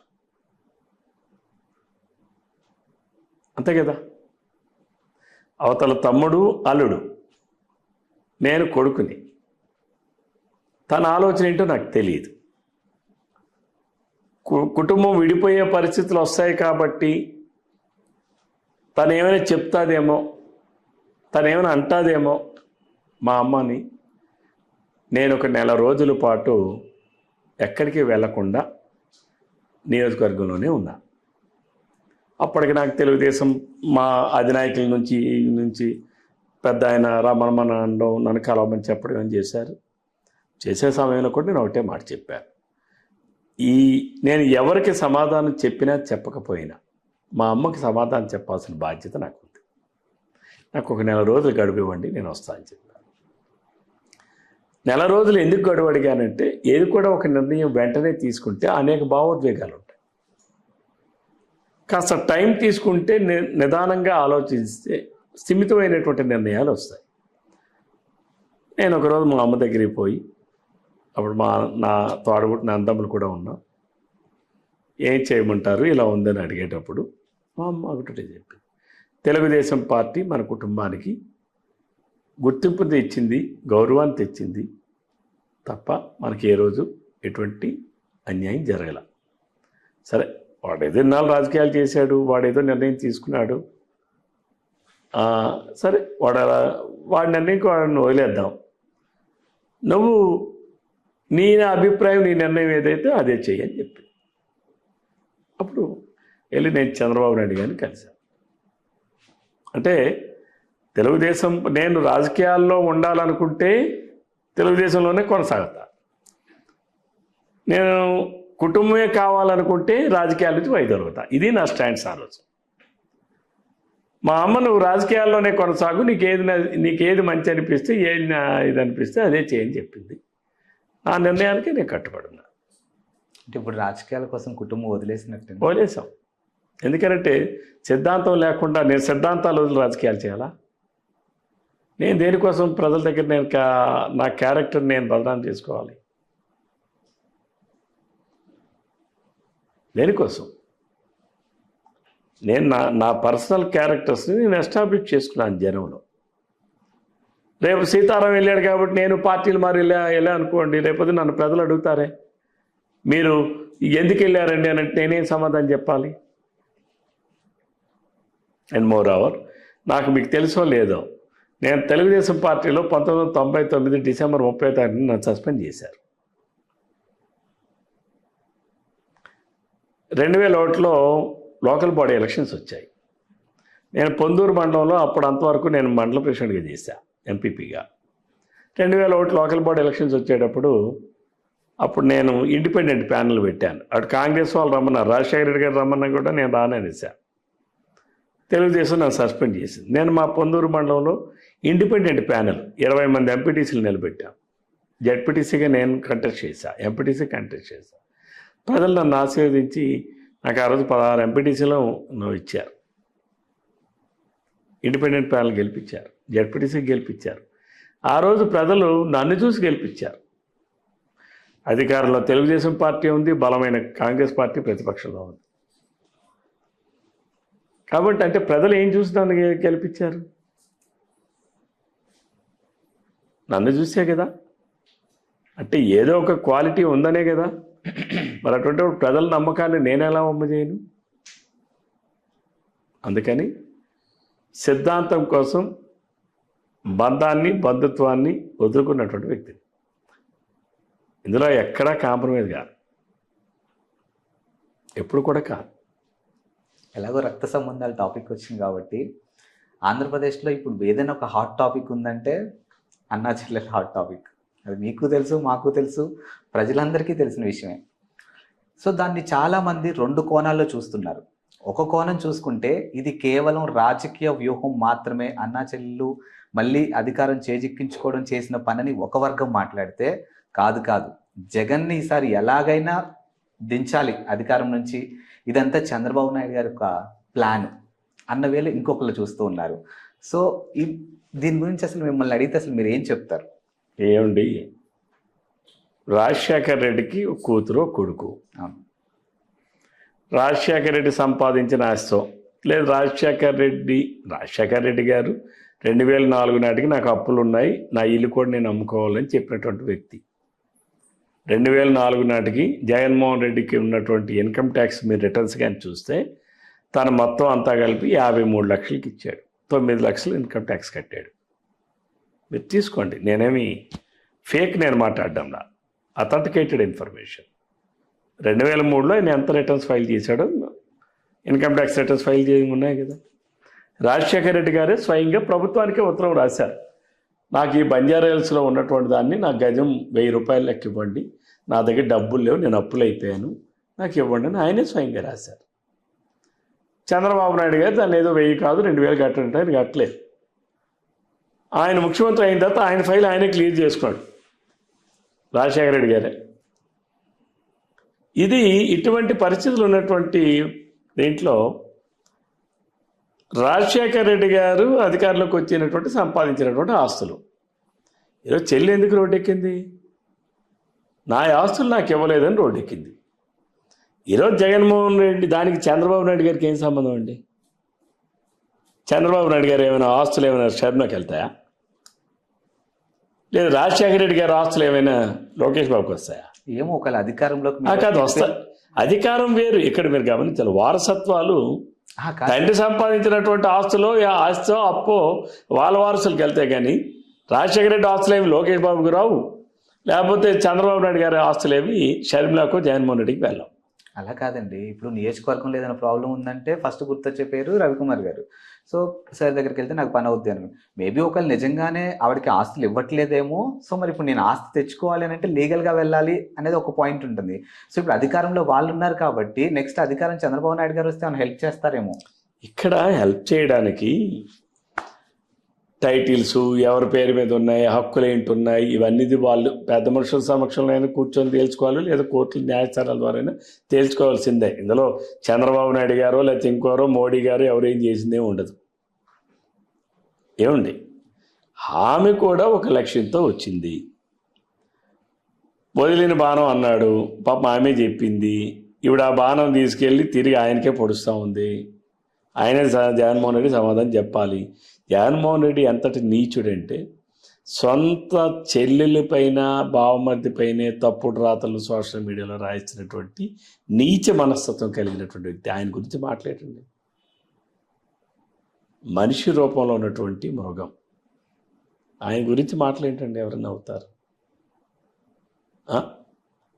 ఆయన చెల్లిని దానికి చంద్రబాబు నాయుడు గారికో తెలుగుదేశం పార్టీకో ఇంకోరికో ఏం సంబంధం అండి? మరి ఆ రోజు తెలుగుదేశం పార్టీ ఉంది కదా, మరి ఆ రోజు మా అన్నోదిలిన బాణం అని చెప్పింది ఆమె కదా. మా అన్నకి ఏమో ఈరోజు ముఖ్యమంత్రి అవడానికి నేను అందులో నా పాత్ర చాలా ఉందని చెబుతుంది కదా ఆమె కూడా ఈరోజుకి, నిన్న కూడా చెప్పింది కదా సభలో. నా తండ్రి ఎప్పుడు కూడా ప్రజల్లో ఉన్నాడు, ప్యాలెస్లో లేడు, నా అన్న ఏమో ఎప్పుడు ప్యాలెస్లోనే ఉంటున్నాడు, అసలు నేను ప్రధాన ముఖ్యమంత్రి కానే కాదని చెప్పి చెల్లే కదా చెప్తుంది. చెల్లి చెప్తుంది కూడా వాస్తవమే కదా. ఉంటే ప్యాలెస్లో ఉంటున్నాడు, లేదా పరదాల మధ్యన ఉంటున్నాడు. జనం మధ్యన ఎక్కడున్నాడు జగన్మోహన్ రెడ్డి? ఉంటే ప్యాలెస్లో ఉన్నాడు, లేదా పరదాల మధ్యన ఉన్నాడు. జనం మధ్యన ఎక్కడున్నాడు చెప్పండి నాకు. కాబట్టి ఇవన్నీ వాస్తవాలే ఆమె మాట్లాడుతుంది కదా. నిజం మాట్లాడితే ఎవరికైనా ఉలికి ఎక్కువ ఉంటుంది. ఈరోజు ఆమె కూడా ఏం చెప్పింది, చెల్లిని బామ్మర్దని కూడా చూడకుండా సోషల్ మీడియాలో అసభ్యకరంగా, అసహ్యంగా, సభ్య సమాజం సిగ్గుపడే విధంగా ఆ సోషల్ మీడియాలో చేయిస్తున్నాడు మా అన్న అని చెప్పింది కదా. చంద్రబాబు నాయుడు గారు చెప్పమంటే చెప్తుందా? అయితే నేను అడుగుతా ఉన్నాను, జగన్మోహన్ రెడ్డి వాళ్ళ చెల్లి మీద వాళ్ళ బావమరిది మీద సోషల్ మీడియాలో ఇన్ని అసభ్యంగా పెట్టిస్తున్నాడు, చంద్రబాబు నాయుడు గారు చెప్తే పెట్టించాడా? కాబట్టి ఇది రక్త సంబంధమైన ఏ సంబంధమైనా డిఫరెన్సెస్ ఎక్కడ వస్తాయంటే సైద్ధాంతికంగా వచ్చేటప్పుడు అది రక్త సంబంధమైన డిఫరెన్సెస్ వస్తాయి. ఇది ఇక్కడ ఏంటంటే సిద్ధాంతపరంగా ఉన్నటువంటి విభేదాలు. ఇది తప్పదు. ఇది ఒక సిద్ధాంతాన్ని నమ్ముకునేటప్పుడు తప్పదు కదా. ఇప్పుడు నక్సలైట్లు ఉన్నారు, వాళ్ళు ఎవరు? మన ఫ్యామిలీ మెంబర్సే కదా. వాళ్ళు ఒక సిద్ధాంతాన్ని నమ్మారు, వాళ్ళందరూ అడవిలోకి పోయారు. మేము డెమోక్రసీని నమ్మాము, ప్రజాక్షేత్రంలో ఉన్నాం. ప్రజాస్వామ్యాన్ని మేము నమ్మాము, మేము ప్రజాక్షేత్రంలో ఉన్నాం. వాళ్ళు ఈ డెమోక్రసీ అనే దానివల్ల ప్రజలకు అంత ఇది కాదు, తుపాకీ ద్వారానే ఇదంతా సెటరేట్ అవుతుందని వాళ్ళు నమ్మారు, వాళ్ళు అడవిలో ఉన్నారు. కాబట్టి ఇందులో సిద్ధాంతపరమైన విభేదం వచ్చేటప్పుడు తప్పనిసరిగా బంధాలు, బంధుత్వాల్లో బ్రేకేజ్ వస్తుంది. ఇది తప్పదు. ఎస్. సో ఫైనల్గా ఇక్కడ మున్సిపల్ ఎలక్షన్స్ ఎందుకు జరగలేదు సార్? శ్రీకాకుళంలో మున్సిపల్ ఎలక్షన్లు జరగకపోవడానికి కారణం ధర్మాప్రసాద్ గారికి ఇష్టం లేదు. ఏంటి రీజన్? రీజనే లేదు, ఎవరు ఇక్కడ ఉండకూడదు. ఎవరో మేయర్ ఉన్నారనుకోండి, మేయర్ ఇంతకుముందు మున్సిపల్ చైర్మన్ వేరు, మేయర్ వేరు. మేయర్కి వచ్చేటప్పటికి ఇంకా ప్రోటోకాల్స్ అవన్నీ వేరు. రెండోది పవర్ ఫ్యాక్టరీ కూడా జనరేట్ అయిపోద్ది. ఎవరికి లేకుండా ఉంటే, ఎవరికి పదవి లేకుండా ఉంటే అందరూ నా చుట్టే తిరుగుతారు కదా అనేది ఆయన వ్యూహం. మేయర్ పోస్ట్కి కార్పొరేషన్లో ఉండేటటువంటి నిధులు లేకపోతే ఇవన్నీ కూడా ఎమ్మెల్యే గారు, ఇప్పుడు ఆయన మంత్రి గారు కాబట్టి ఆయన చెప్పినట్టుగా చేసుకోవచ్చు. ఆ స్వార్థంతోనే ఆయన జరగని పనిని పక్కనున్న పంచాయతీలు అందులో కలపడం, దాన్ని 36 వార్డుల్ని 50 చేయడం, అది అశాస్త్రీయంగా వార్డులు విభజన చేయడం, రిజర్వేషన్లు కూడా ఇప్పుడు ఇన్ని వార్డులు అయితే ఇన్ని రిజర్వేషన్స్ అని ఉంటాయి. ఎస్సీ కింద రావాలి, ఎస్టీ కింద రావాలి, మహిళ కింద రావాలి, లేకపోతే ఓసీ కింద రావాలి, బీసీ కింద రావాలని ఉంటాయి. అది మెయింటైన్ చేయకుండా ఇష్టారీతం చేయించడం, ఇవన్నీ దీనికి సంకేతం. ఎన్నికలు జరగకుండా ఉండాలి. జరగకుండా ఉండాలంటే అటదిట్టంగా చేసి వాడు కోర్టుకు వెళ్తాడు, కోర్టులో ఆ వాయిదాల మధ్యన ఇది నలిగిపోతా ఉంది, ఈరోజు మా పీరియడ్ అయిపోద్ది అనేది ఆయన ఆలోచన. సక్సెస్ అయ్యారు ధర్మప్రసాద్ గారు, అయ్యారు కదా, సక్సెస్ అయ్యారు కదా. ఈ 5 సంవత్సరాలు దిగ్విజయంగా మున్సిపల్ కార్పొరేషన్కి ఎన్నికలు లేకుండా చేశారు కదా ఆయన. సో నెక్స్ట్ ఎలాగో మీ అనుచరులు కానీ లేకపోతే మీ ఉన్నటువంటి ఫాలోయింగ్ చెప్తుంది ఏంటంటే నెక్స్ట్ ఎలాగో కమింగ్ ఎలక్షన్స్లో మా సారే ఖచ్చితంగా విన్నింగ్లో ఉండబోతున్నారు. సో ఫ్యూచర్లో మినిస్టర్ కూడా అయ్యే ఛాన్సెస్ ఉంది, ఇలాంటివి కూడా వినిపిస్తూ ఉన్నాయి. సో మరి ఫస్ట్ మీరు ఎలాంటి దాని మీద యాక్షన్ తీసుకోబోతున్నారు? నేను ప్రజాస్వామ్యాన్ని నమ్ముతాను. ఓకే. చట్టపరమైనటువంటి ఒకవేళ జనాభా పెరిగేదానికి అనుగుణంగా ఏదైతే మున్సిపల్ చట్టం అది పరంగా ఉందో శాస్త్రీయంగా విభజన చేస్తాం. విభజన చేయాల్సి వస్తే, వార్డులు రీఆర్గనైజేషన్ చేయాల్సి వస్తే రీఆర్గనైజ్ చేయిస్తాం, డివిజన్స్ వారీగా చేయిస్తాం, చట్టపరంగా రిజర్వేషన్స్ ప్రక్రియ అంతా పూర్తి చేస్తాం, ఎన్నికలకు వెళ్తాం. ఎందుకంటే ఇప్పటికి 20 సంవత్సరాల నుంచి ఇక్కడ ఎన్నికలు లేకుండా అయిపోతుంది. ఇది కరెక్ట్ కాదు. ఎందుకంటే స్థానిక పాలన, స్వపరిపాలన అనేది స్థానిక ప్రభుత్వాలు చేయాలి. లోకల్ బాడీస్ అంటే స్థానిక ప్రభుత్వాలు, పంచాయతీలు కావచ్చు, మున్సిపాలిటీలు కావచ్చు, కార్పొరేషన్లు కావచ్చు. ఒక ఎమ్మెల్యే స్వార్థం కోసం, ఇంకోరి స్వార్థం కోసం ఇవాళ ఉండడానికి వీల్లేదు. ఎందుకంటే ఒక ఎమ్మెల్యే ఎంతమందిని కలవగలరు ప్రజల్ని? ఎంతమంది ప్రజల అవసరాలు తీర్చగలడు? దానికి ఒక కార్పొరేషన్ ఉంది, దానికి ఒక బాడీ నుండి వాళ్ళు అవన్నీ చూస్తారు. ఒక డివిజన్లో ఒక కార్పొరేటర్ ఉన్నాడు అనుకోండి, ఆ డివిజన్ ఉండే పనులు వాళ్ళు చూస్తారు. ఎంతమంది ఎమ్మెల్యే దగ్గరికి రాగలరు? కాబట్టి ఇది కాదు, తప్పనిసరిగా మేము ఎట్టి పరిస్థితుల్లో రేపు ప్రభుత్వం అధికారంలోకి వచ్చిన తర్వాత ఎట్టి పరిస్థితుల్లో అన్ని ఎన్నికలు జరిపిస్తాం. అండ్ ఫైనల్గా మీ నియోజకవర్గంలో ఓటర్లకి త్రూ మా ఛానల్ ద్వారా ఏం చెప్పదలుచుకున్నారు? మా నియోజకవర్గంలో ఉన్నటువంటి ఓటర్లకి అందరికీ నా విజ్ఞప్తి ఒకటే, రాష్ట్రం బాగుండాలి, మీ పిల్లల భవిష్యత్తు బాగుండాలి. రాష్ట్రం బాగుండాలి అంటే తప్పనిసరిగా తెలుగుదేశం జనసేన కూటమి అధికారంలోకి రావాలి. పిల్లల భవిష్యత్తు బాగుండాలంటే తప్పనిసరిగా చంద్రబాబు నాయుడు లాంటి వ్యక్తికి ఈ రాష్ట్రాన్ని ఒక 15 సంవత్సరాల పాటు ఏకదాటిగా ఇవ్వాలి. నిన్న రాష్ట్రంలో చంద్రబాబు నాయుడు గారు ముఖ్యమంత్రి అయ్యి ఉంటే రాజధాని పూర్తి అయి ఉండేది. ఈ రాష్ట్రానికి 2-3 లక్షల కోట్ల రూపాయల ఆదాయం వచ్చి ఉండేది. అప్పులు చేయాల్సిన పరిస్థితే ఉండేది కాదు. ఎన్నో పరిశ్రమలు వచ్చి ఉండేవి. ఎన్నో లక్షలాది మందికి ఉద్యోగ ఉపాధి అవకాశాలు కలిగి ఉండేవి. ఈరోజు ఒక్క ఛాన్స్ అని చెప్పి మోసపోవడం వలన ఎంత నాశనం అయిపోయాం. కాబట్టి నా ఆమదాలవలస నియోజకవర్గంలో ఉన్నటువంటి ఓటరు ప్రతి ఒక్కరు ప్రజలందరికీ నా విజ్ఞప్తి, చంద్రబాబు నాయుడు గారి నాయకత్వం ఈ రాష్ట్రానికి అవసరం. నేను గడిచిన 5 సంవత్సరాల్లో నేను మీకు సేవలు అందించాను. నా మంచి ఏంటో, నా చెడేంటో, నా పని విధానం ఏంటో ప్రజలందరికీ తెలుసు. మరలా నాకు అవకాశం కల్పించమని మా ప్రజలందరికీ నేను విజ్ఞప్తి చేస్తా ఉన్నాను. థ్యాంక్ యూ సార్, ఇంత బిజీ షెడ్యూల్లో కూడా మాకు కాస్త టైం ఇచ్చినందుకు థ్యాంక్ యూ అండి. Thank you so much. Thank you.